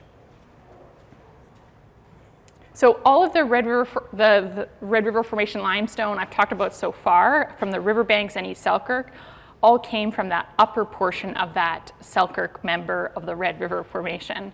And this is the youngest part of the rock formation. Due to some slightly different compositional attributes, as well as upheaval and weathering, it was never as well suited to building stone. It wasn't evenly bedded. So it was never going to be a viable deep source of building material. When quarrying began in Garson, Manitoba, it exposed the lower sections of the Selkirk member for the very first time. The 1890s saw 3 major quarries launch the Tyndall limestone industry at a short distance from the Tyndall railway station. So this is the CPR line here, and the station with a spur line to the area where the quarries developed. The most capitalized operation of this period was that of William Garson, after whom the settlement that grew around the quarry pits was named. Neighboring quarries were operated by local Tyndall merchant William Henry and by John Gunn, who also owned operations in Stonewall, Manitoba. In the 1910s, quarry ownership changed. Montreal industrialist Peter Lyle assumed the Garson quarry, and the operations of other quarries were taken over by stonecutters from Winnipeg, including August Gillis and Joseph Bourgo. By 1916, Tyndall was the most sought-after building stone in Western Canada, competing against limestones from Indiana, Quebec, and Ontario for bids across the continent. Now, I knew this was going to be lousy. I'm sorry about this quality, but if you just look at the 4 dark dots, those are all of the limestone, the areas for limestone in Canada. And it's still to this day, that's just where the deposits are. So you can see how Tyndall stone had a real stronghold in this geographic area. The 1910s saw major developments in machinery and mill capacity and an accompanying swell in production. A downturn in the 20s and 30s slowed demand, while Joseph Bourgeois notably secured several major contracts in Montreal and Ontario for his company, the Western Stone Company, during this period. So this is the enormous chateau apartments on Sherbrooke in Montreal, among several other projects there. A post-war building boom in housing, schools, infrastructure, and cultural institutions benefited production, which by then was split between Gillis Quarries, the Tyndall Quarry Company, and Garson Limestone. By 1973, Gillis Quarries assumed ownerships and rights to all quarry land. So this is the extent of the operational quarries today. So finally, we're at this material shed. More than a century of excavation has dispersed Tyndall stone across the globe. For every block of stone shipped afar, there is a local match in reverse, the mirror of what has been built reflected in deepening voids within the area's bedrock. In ghostly silhouette, the hollows of these open pit quarries reflect the volume of construction elsewhere. There are upwards of 6,000 Tyndall stone projects worldwide, with the highest concentration in Western Canada, hundreds in Eastern Canada, the US, and abroad. Early commercial quarries developed to furnish the demands of the new Dominion, and Tyndall stone in turn became a vehicle for the naturalization of Canadian institutions erected on prairie soil. So this is the construction of the ledge, the Manitoba legislative buildings. Dominion public buildings, post offices, law courts, jails, schools, places of worship and culture all employed the local material, effectively entrenching Canadian presence with its materiality. At the same time, Tyndall stone became a signifier of the prairies when used elsewhere, notably amongst the sampled array of Canadian stone that architects John A. Pearson and Jean-Omar Marchand used to embody Confederation in the 1920 reconstruction of Centre Block in the nation's capital.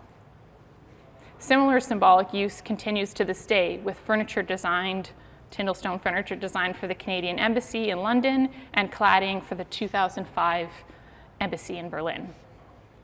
As Canadian prairie aesthetic shifted over the 20th century, Tyndall stone's emblematic power continued and resurged in different contexts.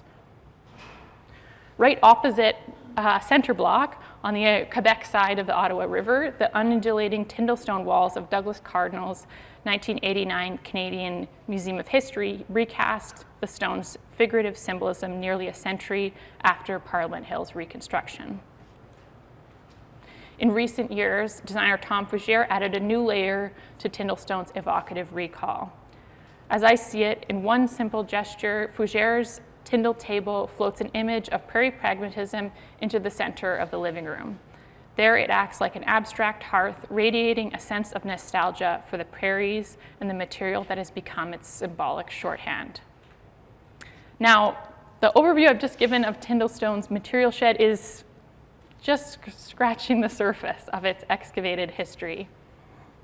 Instead, I've really focused here on a, shall we say, dense historical overview of the pre-quarry area.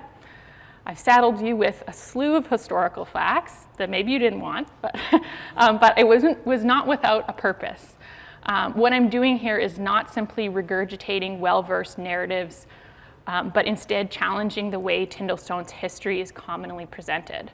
Last week, as popular media outlets picked up on news of the material's Global Stone Heritage Resource designation, simplified and mythologized versions of Tyndall stone's origin story circulated, including the well-trodden but difficult to corroborate story of a farmer discovering the stone when he hit bedrock at the bottom of a well.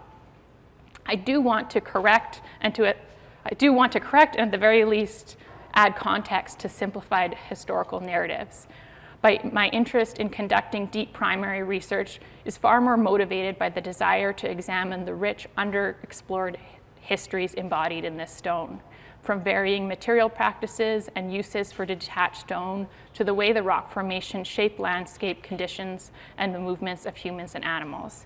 Tyndall stone is imbued with an array of stories that are significant for this place and may also offer possibilities for reconsidering or reframing use in contemporary practice.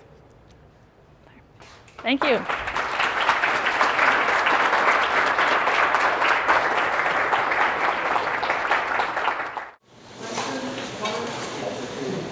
I just wanted to say I really appreciated you juxtaposing historical context in medieval construction to the Tyndall stone and pointing out that it was used not necessarily for functional purposes but as a single well. I think it relates to that. This is a great image to end on because, you know, as you mentioned, it tends to associate with the prairies, but it is still associated with those that kind of forest stone construction. So I really appreciate that. Yeah, oh, thank you. Thanks, yeah. Yeah, I think that's, I didn't really get into it because of the how I framed this talk, but that is, like, it's so connected with what, like, it's an emblem of the prairies, and that is so limited what prairie identity is. It's pretty settler whitewashed for sure, and I think that this, I'm really interested in how to bring complicate that a lot more. That's a goal, and I think that's important for this material for sure. Yeah.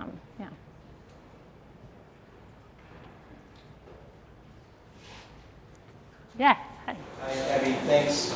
I've heard the presentation before because you came into the masonry class. Thank you very much. And it's so great. It's such an important story to people. I learned about Tyndall stone when I was living in Ottawa. I hadn't seen it before. Yeah. Being from Indiana, I was familiar with Indiana limestone, which is famously everywhere. And such a generic material in a way. Like, it's so homogeneous, you can hardly tell. There apparently is a grain to the limestone, right? It just seems to be on the direction of, neutral. Yeah, I think about that a lot in that I just lucked out with having, well, like as I said, with these stone heritage designations, there's really, distinct local histories with stones everywhere. And I lucked out that this is easy to spot and, really visually compelling. It's wonderful. I just wanted to point out regarding the comment with the wood that in terms of continued use, there is a kind of continual research. Lately, there's been a resurgence in interest in masonry for a lot of reasons, which is a wonderful thing. And sometimes it's a little counterintuitive. What is a sustainable material and what is not? Yeah. And when Tyndall stone is used locally, I mean, it has the lowest embodied energy of any building material. Yeah. Yeah. It's already made. It's simply cut. They use a little bit of water, which they recycle right on the plant. All the dust and fragments end up being used in some way, or it's part of or is used in the process of the site's own healing in a way. And it's the best way, in fact, to filter water through this limestone power that's created. Yeah. And so it's fascinating. And they've talked about how they own so much of the land, continuing from there, that it's not exactly an endless supply, but there's an abundance, a heavy abundance, to refer to Andrew King's phrase, of this material. And yet, of course, there's something about the responsibility of reclaiming the site and other land uses which are needed. But it's just, I think the awareness of the association of the stone with wealth and power and prestige, etc. But on the other hand, it's a very practical material that also has a lot of local meaning. Yeah, totally. I think that's, very, very important. I think, my emphasis on that, on the use of it in that the kind of pre-Confederation period and in the construction of the bringing of Canadian institutions here, it's very much about creating permanence where it didn't exist, legitimizing a new social order here. So I think that's important in order to be critical of what we often deem as I am all for adaptive reuse, and like keeping buildings going. It's not, that's kind of a strange way to say it, but to understand, to not romanticize heritage for heritage's sake and have a critical sense of things. There was something in just what you were saying with, stone, local stone is there's very minimal embodied carbon, and when you compare that to concrete, which is we use in everything, we don't even think about it, and it's like shocking, the difference. But the challenge that I think too is both the use of it, but then what happens. How do we think about when you're designing? How do you? This material has a very long lifespan. So are we using it in applications where the lifespan of that building is planned to be that long, or is it for a strip mall, or is it for a interiors project that's going to have kind of like a 5-year lifespan? And if that's the case, how are we designing it so it can be reused? So those are along with the importance of it as a sustainable material here, just thinking about how does that stretch along how you use it. Yeah. Thank you. Thanks.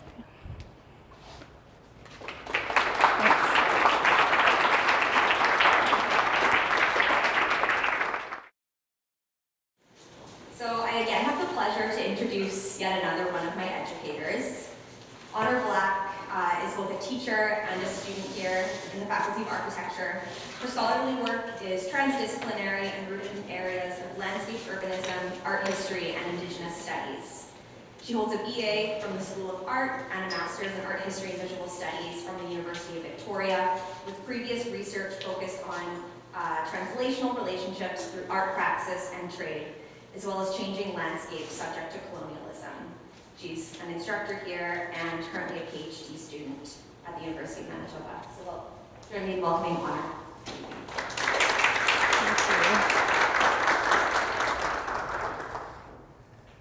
Hi everyone, thank you so much. Mark, thank you. Your presentation was so lovely and exciting and inspiring and beautiful and sensory. And I'm really excited about the intersections of public art and landscape architecture, so for me that was great. So it did not feel long, so thank you. Okay, so I feel compelled to talk into this, which is awkward. Can you all hear me if I just, okay, thanks. So yeah, I'm Honoure, and I'm going to start my presentation by positioning myself. I'm just going to assume that there's a few folks here who were not here yesterday. Yesterday I presented on my research and some teaching practices with a colleague, and it was a collaboration, and today I am just speaking to you about my doctoral research. So maybe an extra reminder, maybe something brand new. So I am a white settler woman. I am a daughter, a sister, a partner, and a mother. I go by the pronouns she and her, and my familial heritage extends from Europe with immigration from Turtle Island, from Norway, and Great Britain. More immediately, I am one part American and one part Canadian, although my citizenship resides in so-called Canada. I'd like to acknowledge that this is where I raise my children, maintain many friendships and family ties, and also where I focus my research. In addition to our institution's land acknowledgement, I'd also like to express ways in which I strive to be a good ally. I stand firmly against extractivist research. I seek to invoke a feminist and maternal intersectional framework within my work. It is very important for me to maintain meaningful and lasting relationships, to nurture my home life, and to engage my children in important topics such as race, gender, and sexuality. Sometimes it's about being present, and other times it's about making space. Reconciliation for me is about truth-telling. It's about learning. It is uncomfortable at times, and it is a lifelong commitment. For me, I find my connection to the land in collaboration in research and creative expressions, such as gardening, poetry, and ceramics. When I'm having a particularly hard day, or if I want to feel some joy, you can find me digging holes, weeding and touching the earth. My kids can attest that as soon as the snow melts, they watch the direction in which we're driving, and if it seems like we're en route to a garden store, they give me a very hard time about it. It's like they have a GPS locator for garden stores. But usually a bribe with bubble tea will get them through it with me. And so today I just want to also acknowledge that I have a lot still to learn and to understand. On the screen here are my favorite people. I have many favorite people, but I think blood-related and marriage-related favorite people. So there are my children, my husband, my mother-in-law, and my mother and my niece, and then some purple clover to show how much I love gardening. As mentioned, I am an instructor for the Faculty of Architecture and the School of Art, and I am also a PhD candidate in the design and planning program here. I'm particularly interested in design work that remaps the narratives of place and unsettles the settler colonial histories of the land. I focus on storying landscapes through art while engaging in critically reflexive writing. My doctoral research focuses on public art in so-called Winnipeg, and currently it is titled, and this changes all the time, Sites of Resurgence, Decolonizing Settler Colonial Urban Space with Insurgent Indigenous Public Art in Winnipeg, Treaty 1.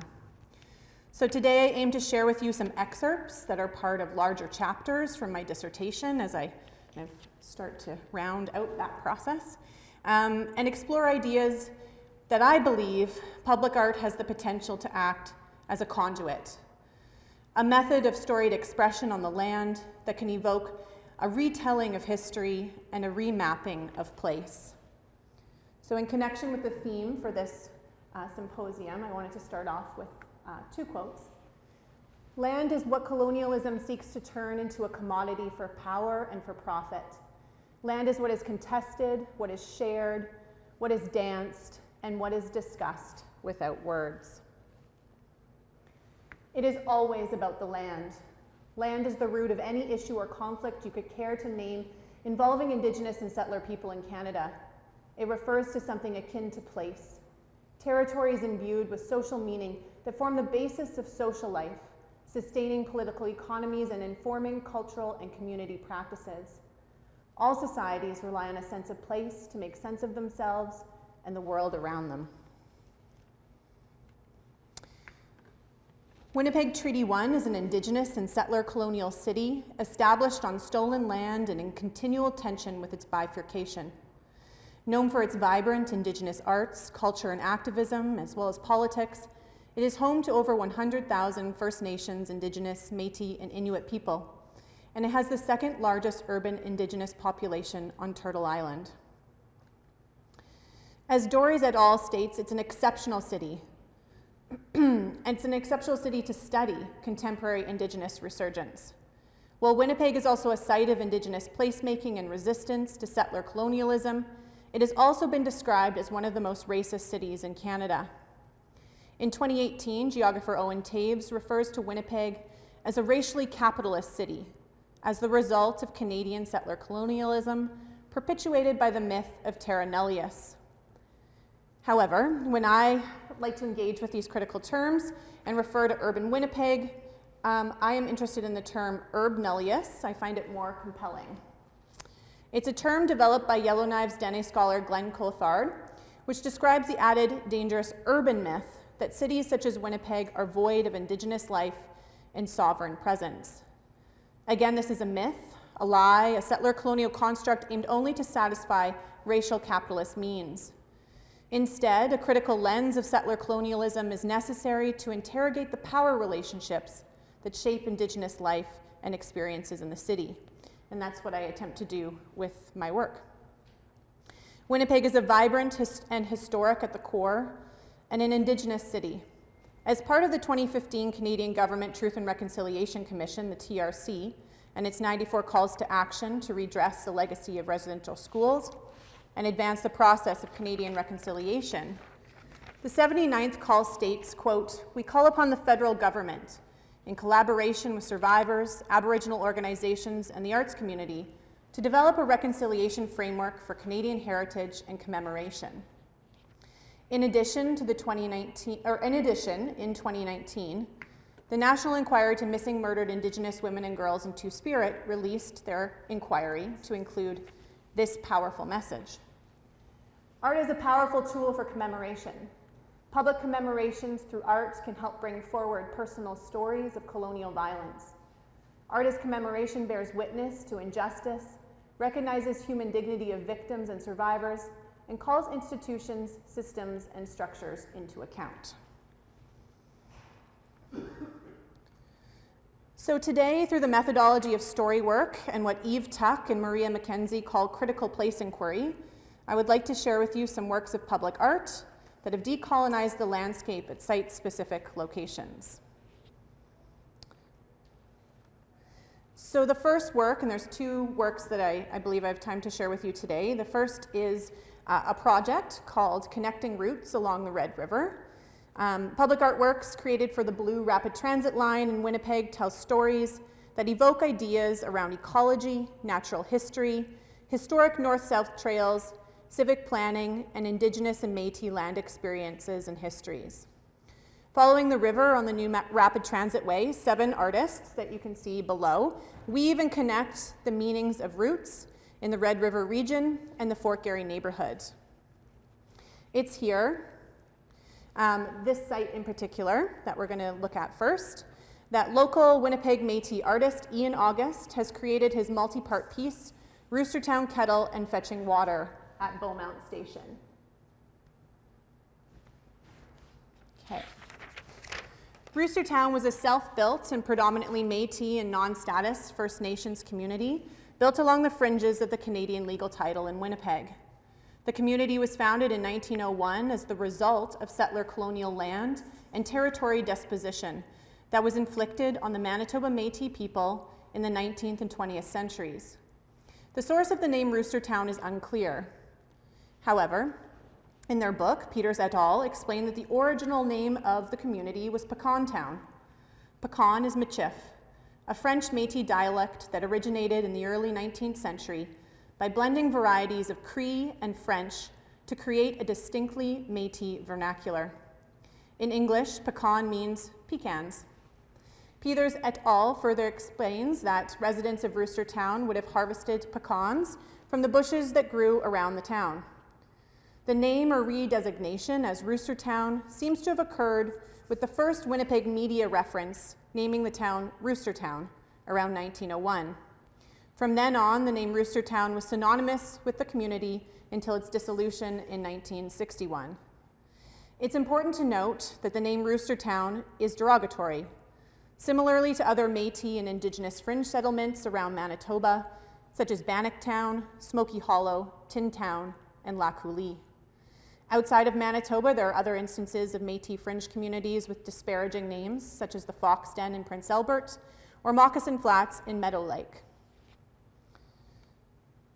The reality is that Roostertown was ignored for most of its existence, lacking amenities such as running water, sewer systems, and road access. The community was ignored until suburban development wanted the land. And in the 1950s, Winnipeg newspapers began a relentless practice of spreading lies and false narratives about the town and its residents. The media was a settler colonial weapon of propaganda. And of course, none of these articles sought to make life better for the residents of Roostertown, nor did they take responsibility for the role that colonialism had played in the community's initial formation. These classic media tropes continued to assign a placelessness to the community and propagate false narratives that made people believe that there would be few consequences to the residents if life in the community no longer existed. And I chose to include images that were not disparaging, that were not collected from these newspaper articles.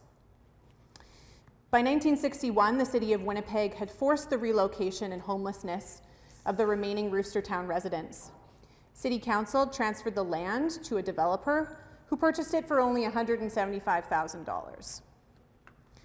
Part of this land would be used for a new $10 million mall, Grand Park Plaza, and later Grand Park High School and the Pan Am Pool Complex would be added. So how do I relate all of this information to Ian August's work of art? August's work of public art seeks to resurge a conversation about settler colonialism, capitalism, and Métis erasure. And it does so in a way that celebrates Métis heritage, culture, and its strong sense of welcoming community.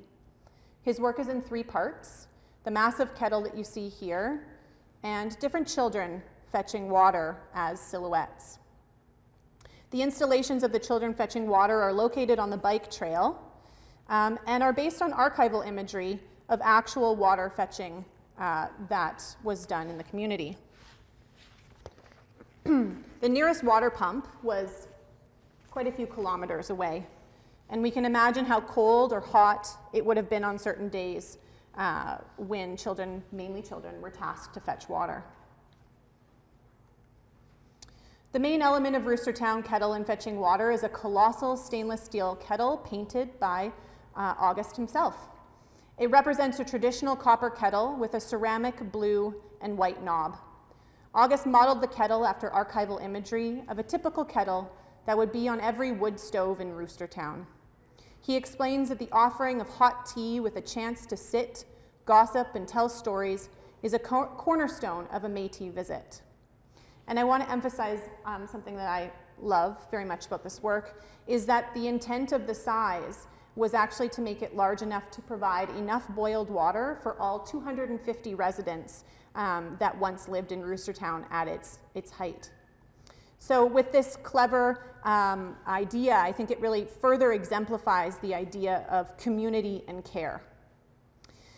When I approach the kettle, I read the work as a memorial vessel to a town and its inhabitants now long gone. One can locate the children only by the bike path, so you cannot drive your vehicle to locate them, or see them via the bus. I walk the landscape that they would have to fetch the water for their families, and I feel as though they are these ephemeral beings, ghosts on the landscape, representing a complicated memory and layered stories of people and places erased by settler capitalist control. Roostertown kettle and fetching water is now a permanent acknowledgement that a Métis community existed here from 1901 to 1959. It's a strong symbol of community, generosity, and sharing that is culturally intrinsic to the Métis. In addition, the work of public art contributes to destabilizing colonial narratives that depict Indigenous culture as out of place in modern society. Remembering the very urban community of Roostertown challenges colonial expectations about the incompatibility of urban lifeways and Métis people and culture. So it works to deconstruct racism that was published in our media as well.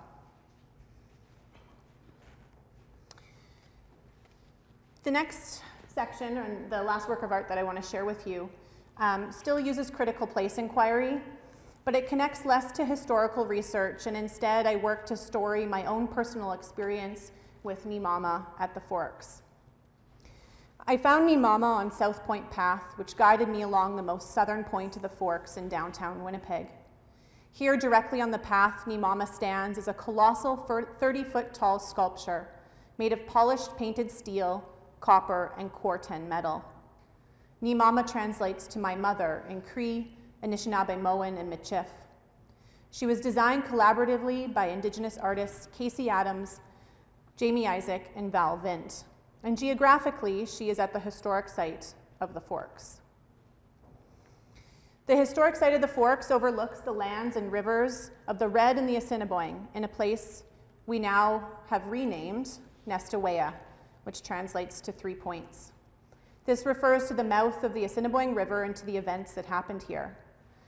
This place is not just about two rivers, the Red and the Assiniboine, but it is a storied place where people have come from 3 directions along the river to meet, share, and create community, and to make life for over a millennia.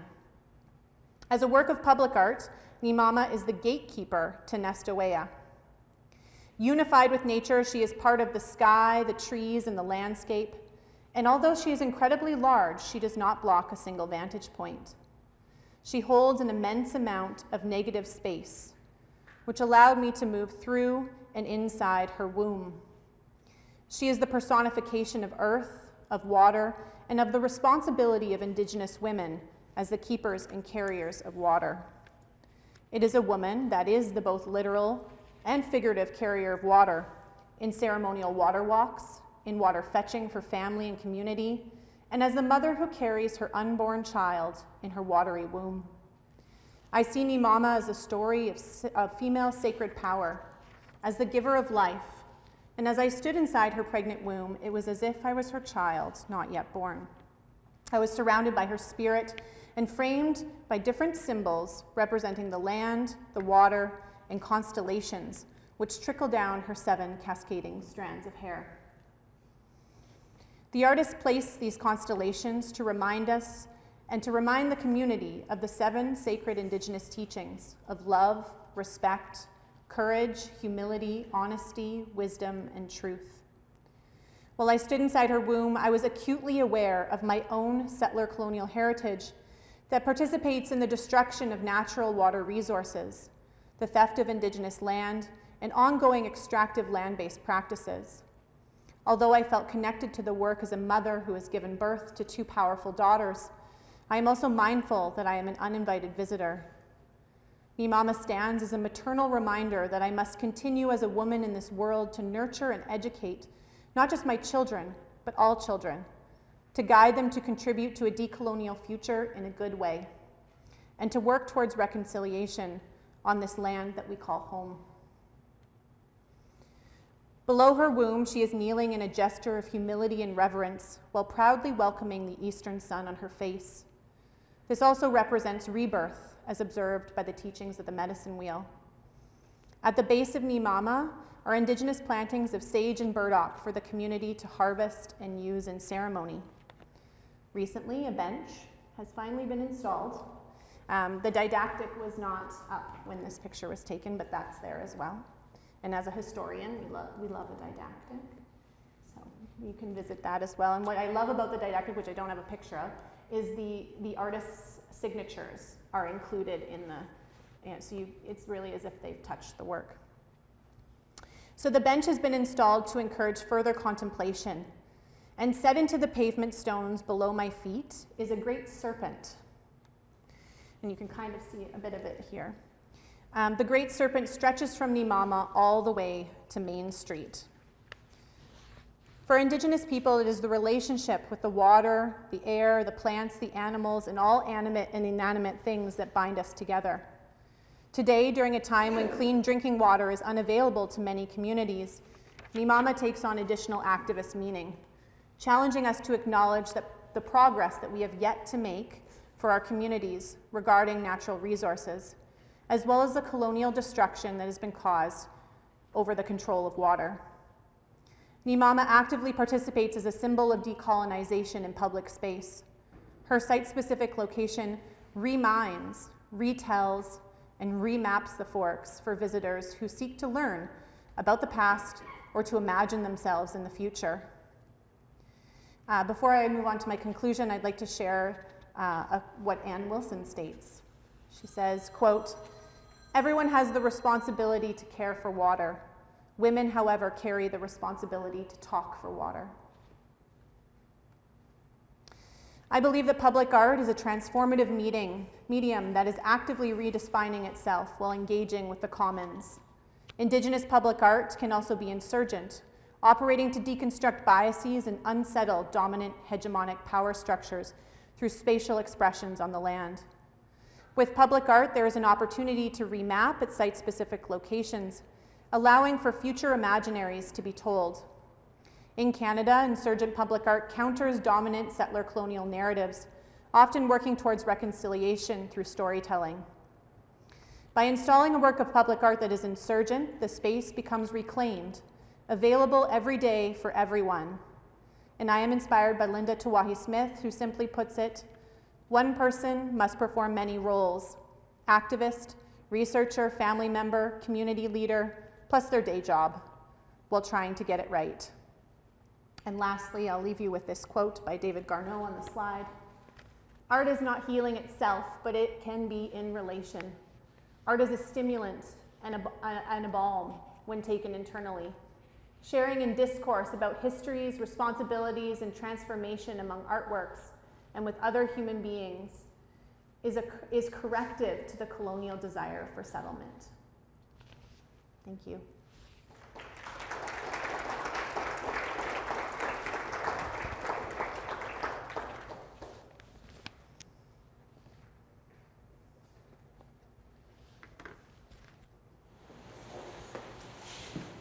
We do do have time for a couple questions if there are any. And thank you, Honour. It's great.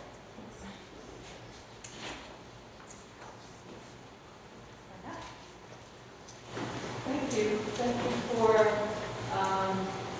broadening my understanding of the history of this city. And I actually, I appreciate the works that you're showing. I appreciate your discussion of them. But I did wonder about a couple of words that you used. And so one is you called them insurgent. How are you thinking about what is your definition of insurgent? Yeah, so I didn't, so much time, right? In a previous talk, I kind of defined insurgency quite intensely from different scholars.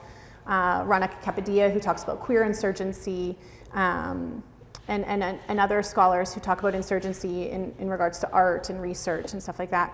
But actually, this is a definition that I'm working on in my dissertation. So this is my definition of insurgent public art. So insurgent public art operates to deconstruct biases and dominant hegemonic power structures through visual and spatial expressions on the land.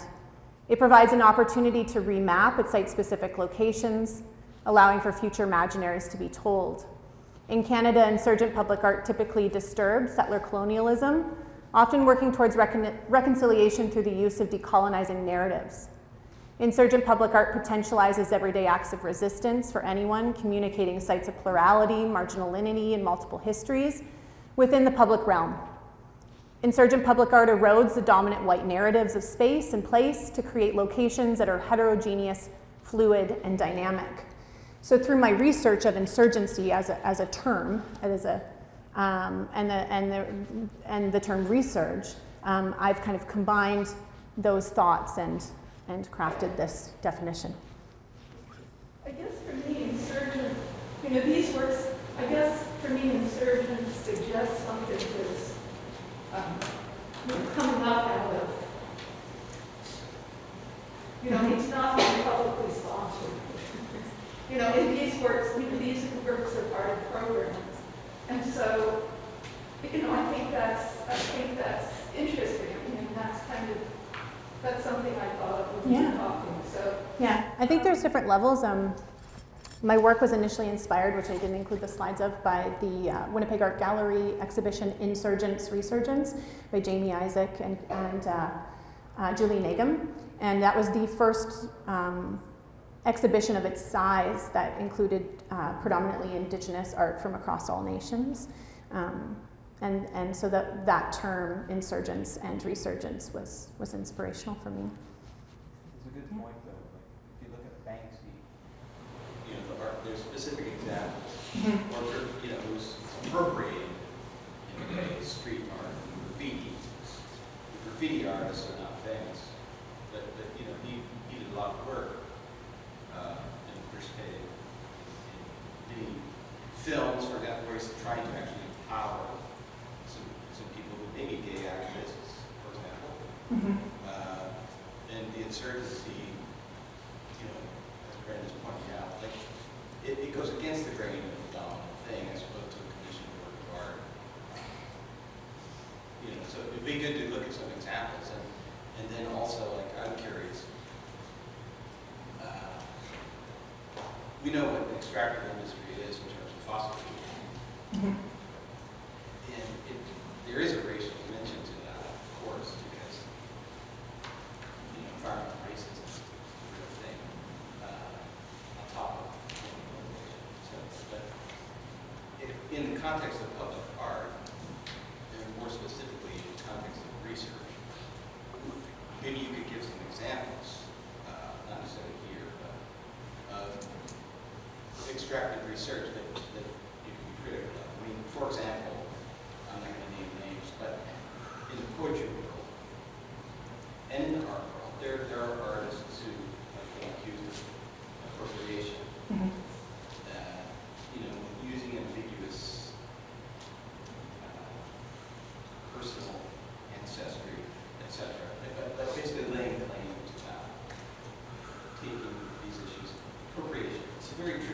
way.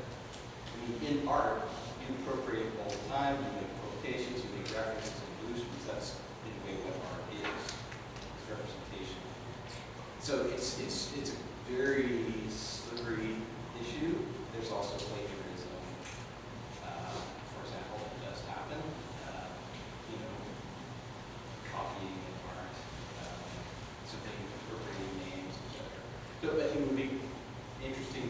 It might be helpful, I would think, as a dissertation, to really look into examples that are problematic. For example, where you speak about colonialism, but in fact it's ongoing. So how do we know that decolonizing is not in fact recolonizing? So you've asked multiple questions. Yeah, I know. I just suggest. Yeah. I suggest And so an example of extractivist research would be ethnography. So a huge history in anthropology and art history, where scholars go in, they take information from indigenous communities, and they leave. And there's no sense of gifting or empowerment or sharing. And our research ethics board here at the university, although a very colonial way of doing it, tries to prevent extractivist research. So even to interview the artists that I have for the dissertation, you have to go through a very lengthy process. So that's an example of extractivist research. Insurgency, I showed two examples that I thought were particularly powerful in relation to the landscape and very specific sites and places which have very layered, contested, and complicated histories. So those are the choices that I made for today, but the dissertation is hundreds and hundreds of pages. And there are levels of insurgency. So we can think of examples like ribbon tying, right? When the media is sharing the information of the grave sites at different residential school sites that we knew were there, maybe not everyone, but we knew were there and are being rediscovered. There is massive ribbon tying, and I believe that's an act of public art and that's an act of insurgency. Hanging red dresses for the Red Dress Project is an act of insurgency. Graffiti, very much so, can be an act of insurgency. So those are unsanctioned, I would say, unfunded acts of insurgency, and I still think that we can accept private or public funded money to create acts of insurgency to decolonize. So yes, the city and other funders funded Roostertown Kettle, and private funding came for Nimama. But that doesn't mean that we shouldn't share those stories. And I think one of my mentors, Megan Sinclair, said that he had funding to do a site where a plane crashed. I can't remember the exact site, so I'm pulling at my memory, which is a sieve. But there was a plane crash of children that were being taken from their home to a residential school, and it crashed in Winnipeg.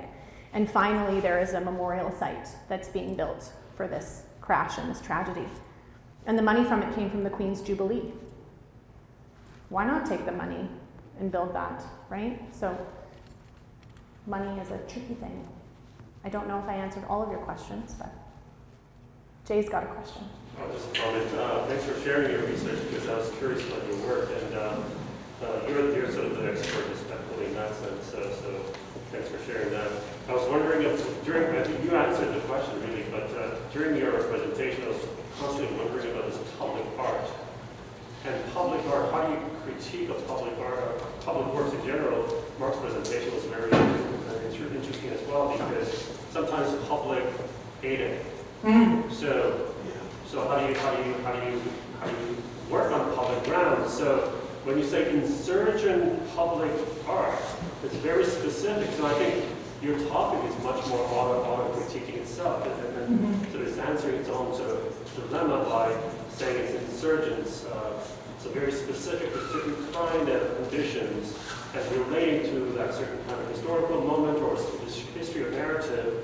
I think that therefore the notion of public art becomes very specific in this case. So I think that's very smart, intelligent, and then I think there's something to really think about in that topic. One thing that I thought might be interesting to dwell on along that topic is temporality of these insurgents.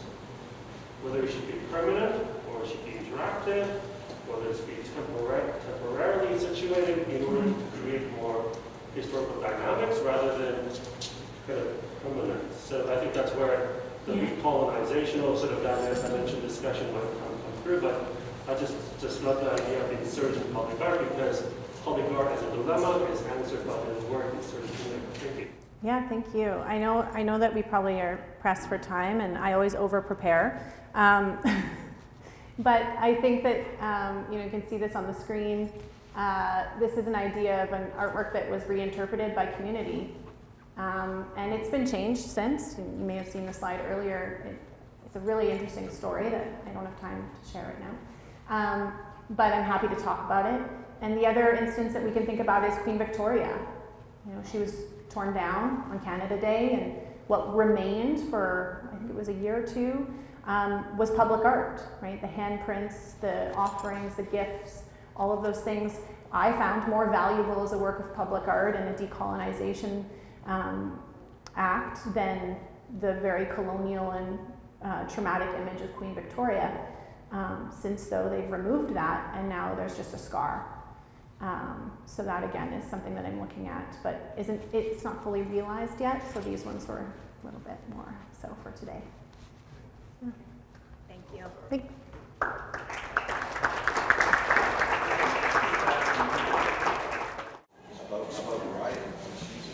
Hi, it's the poet again. I said I'd introduce myself because that's just, I think, easier sometimes. But I write by Christine Stewart-Lunias. I took my PhD from the University of Nebraska-Lincoln. I've written about 7 books of poetry, and Likely Fraud is talking to me right now, so I'll just turn my phone over.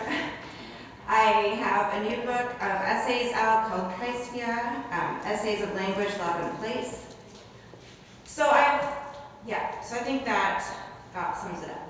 I'm teaching the Women's and Gender Studies program here at the University of Manitoba.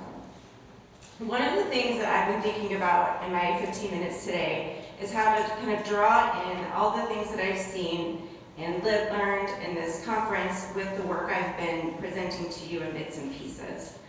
And so that's going to happen in 3 ways. 1, I'm going to talk a little bit about process. 2, I'm going to read one more poem, and then I'll tell you a little bit about how that work kind of moves through the rest of my prose. So I'm not going to read any prose today, but I'll tell you about it.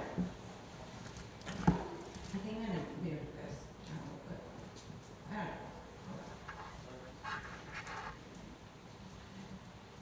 So one of the ways that I think that I'm very similar in the ways I work with designers is that I think about structure, and I think that's something that a lot of poets do. But I've been particularly pressed to think about how my book, The Poet and the Architect, is structured, because structure is so important to each poem. And that could be received forms, something like a sonnet or a villanelle, or forms that I make up. And so the poem I'll read to you is actually a form I made up based on fractal integers, because the poem recalls fractal images. But the book as a whole is structured too, and it moves from very intimate, some of which I read the first day, because I just make it interesting. That way, very intimate poems about the relationship between the poet and the architect, and then each of the sections of the book are called rings. And the rings are to invoke spirals, because they spiral out from that intimate core to family, to community, to public space. And that was a very purposeful kind of move on my part. In the last poem, Credo, it wraps all of that spiral together in this kind of long, multi-syllabic, syllabic line poem that really takes the personal, the public, and that kind of reflective move all to be at the end. And I think that's one of the things I want to connect to what I'm learning and what I feel like I can say to you, what piece I can bring to this conversation is, I've taken the palimpsest as a theory, and I've looked at I've looked at it in textual studies, I've looked at it in architecture, and thinking about what the lines and the erased lines and the erased building, tracing, that kind of thing, and what does that mean, and what does that suggest to me? But I've also done that with my life. Like, that's what we can do as writers, is we can take those moves, those practices, those metaphors, and we just don't look at the outside, but we turn it in to our inside. Like, we look at our hearts and we look at our minds. And sometimes that is scary and it makes us vulnerable. But I ultimately believe not only does it make me a better writer and a better professor, but it makes me a better person because I have to learn about myself and really hold myself up to some scrutiny to move in the world. So, I'm going to read this poem and then I'll talk a little bit more about it, and then you can maybe ask me a question because I haven't gotten any questions yet. So. And then we'll eat, right? Okay, so, credo. The epigraph is a definition of fractal. A cascade of never-ending, self-similar, repeated elements that change in scale but retain similar shape. A cascade of infinite is why I believe in loops and spirals, subtle shifts, cycles. My son, preschooler stunned by the Science Museum, sticks his hand into a glacier, the chunk of broken testimony, the history of a world dissolving. Cold, it's cold, and it's melting. Look right here, he says. Similarities of self astonish. I see them in architecture, geometry a welcome language, shapes a new alphabet for prayer and song. I study Peter Eisman's House 11A, lapping up patterns, interlocking L's, squares and replicated rectangles, the syntax of ideas. For Frank Gehry's Guggenheim in Bilbao, syntax looks like titanium scales rhyming across curves. Glass and limestone patterns, similarities of visual texture, are creations of weight, depth. Order breaks tension where the lines turn. A cascade of repeating elements grounds my belief in humanity as mystery. Signs appear, a sound, song, and syllables mean things. Armadillo, armadillo, sings my son, the youngest, using his Louis Armstrong voice. Grit gives way to twang, and twang turns into hard rock screams. He's an oracle at 4 years old, an armor-clad mammal, his muse. My oldest son speaks in code, Echolalia, a symptom of a seizure-besieged brain.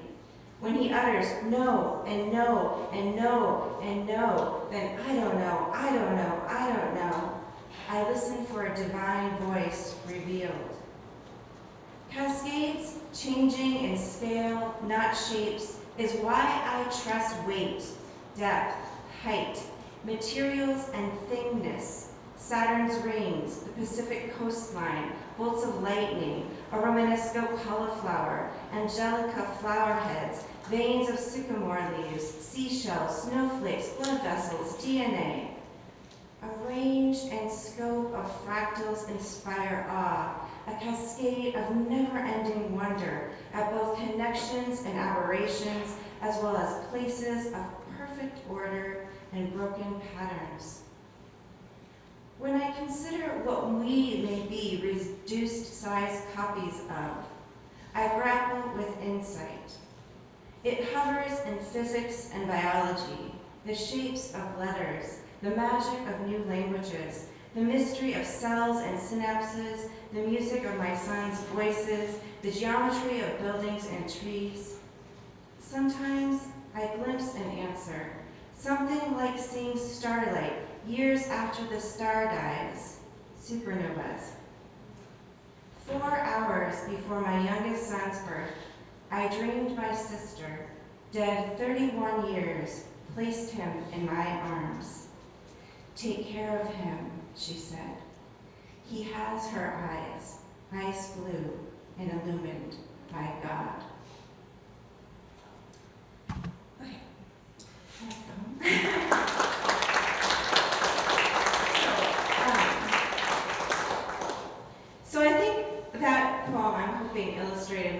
ideas before in terms of being able to layer in and then reflect upon and bring all of that kind of theory through those realms of personal and experiential and sensory and public spaces.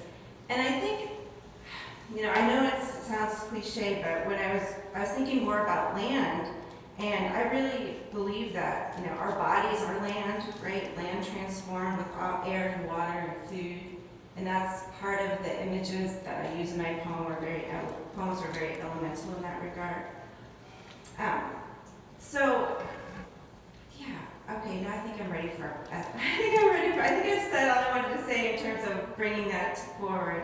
So I would love to ask you to also think about the ways that the theories that we've been discussing this weekend can be turned inward and used as a lens to look at your own experiences and your own lives.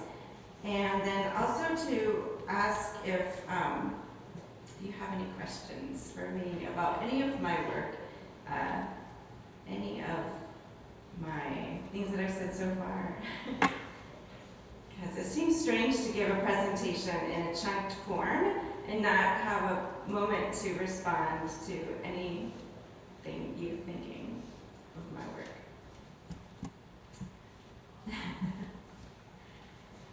don't have much time. Yeah? I would like to comment. Okay.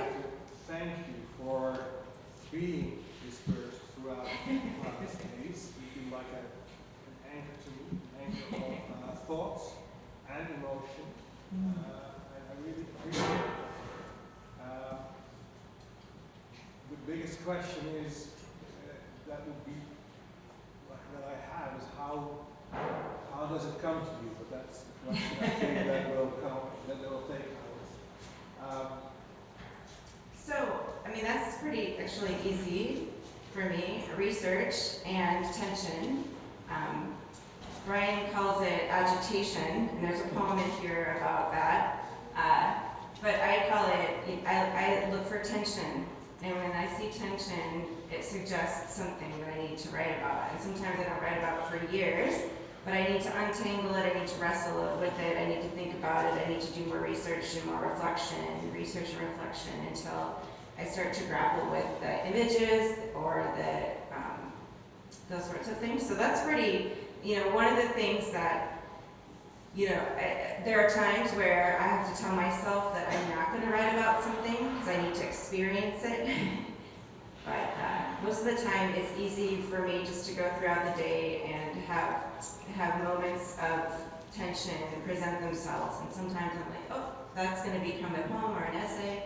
I'm going to ignore that for today. It's just a cultivation like any other, I think, like any other creative endeavor, creative practice.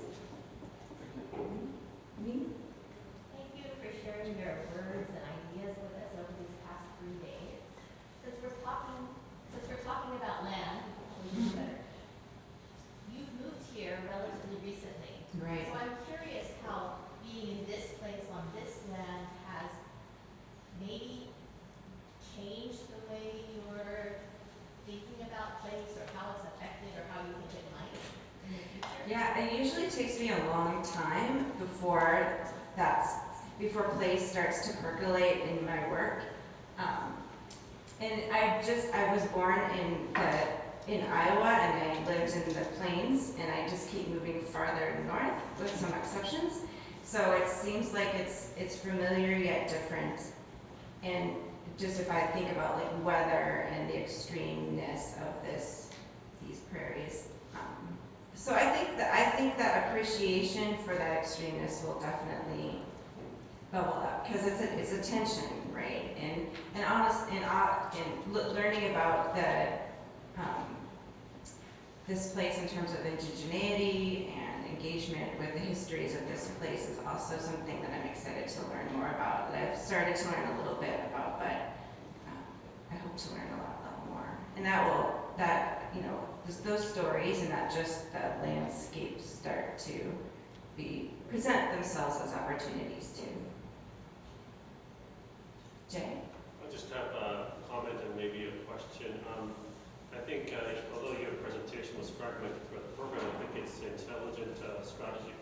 Chris and Marcy to get us off the visual and then really sonically engage in the words that you're writing. I think that's great, and thanks for doing that, because your words became space and experience in those sort of small moments. I think that was really effective, so thanks for that. The question is more a technical thing. Now, how do you find a word when you write? I'm just curious about this as you're the writer, we're just more of a drawers here. But how do you find the words? How do you sort of find the right word? And when you decide that that's the right word to use that for that tension, as you say, how do you go through that process? I'm just curious about this. Do you go through iterations and you just feel right, or is there any? Yeah, usually an early, a lot of iterations, a lot of drafts, like sometimes up to 40 to 50 drafts. I usually do a non-censor, just like whatever. Sometimes it's talking to my phone, sometimes it's scratching out a piece of paper or typing, whatever it is, like the inspiration. If there's an inspiration, like, oh, I just can't let go of these words. I've got to get them down, I've got to write them down. But then over time, when I feel like I've discovered in the more broad kind of body of work I'm exploring, if I've made some discoveries about it, then it starts to become a draft that I start to think, well, what shape does this draft need to be in? Is it suggesting some sort of structure? Like, is this really a sonnet, or is it a villanelle, or is it a free verse poem? Like, I start to apply those other kinds of things once I get the content, like what I know what it's about. Because a lot of times I don't know what it's about, right? And so sometimes those words, polishing up the words, don't happen until much, much, much later. And I'm still, it's hard for me to edit like at the end because I'm still changing words. And I have a dictionary that's about this thick. It's published in like 1937. It's an unabridged dictionary, and I always go look at that for other, if I'm really wrestling with a word and I need to find like that, it doesn't feel right, then I just use all the tools, and my dictionary is a favorite. Marcy? How does it feel when you hear someone else read your poetry? When someone else reads it out loud? Oh, yeah. I'm not sure I've often had the opportunity to hear my own work read out loud when I'm there. But it's lovely to get a sense of my words and how someone else interprets that, because then it becomes their own. I mean, I'm a big believer in, like, once I put something out into the world, like, it's out in the world. It's not mine anymore. It's open it's a piece of art, and I've put it out there, and so. It's interesting because I read one of your poems to Fritz, and I think I put emphasis on different phrases than you did. When you read it, I thought, I did that all wrong. But it's been really interesting hearing you read your work, and I'm so thankful that you're here. Well, even I changed the way I read over time, especially after I get to know a poem better, the way it sounds. I'm going to intervene. Yeah. I cut you short so many times. I know you last question, but First, I usually don't put up with that. I just want to compliment the organizers. I think the idea of poetry, of all the art forms that I have some familiarity with, poetry is the one where I feel most lost. But I think the fact that we've had so many subjects here, and I did want to make a comment in general about some of the stuff, but I don't know if I'll have the opportunity, but about this is what your work does. The subject of land is great. What your work does, or what your insertions, and I think the insertion that sort of periodic insertion has been fantastic, because for me, from what I understand, the work is very self-referential in a very positive way, in a really important way, and it brings your understanding of the ideas of land and the ideas of the prairies in a place where we're looking at a series of presentations that are supposedly or generally move away from being self-referential.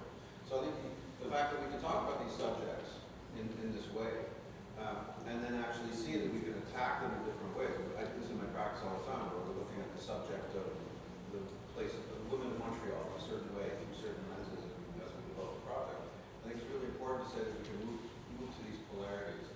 We can talk about Ruskin, and then listen to a poem about your experience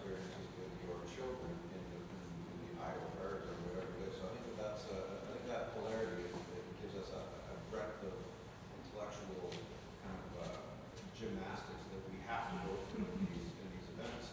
Otherwise, they become a little bit, we disappear down our own, we disappear. I'm going to use that, the gymnastics. Thank you. Thank you very much, and thank you very much, Ms. Stevie.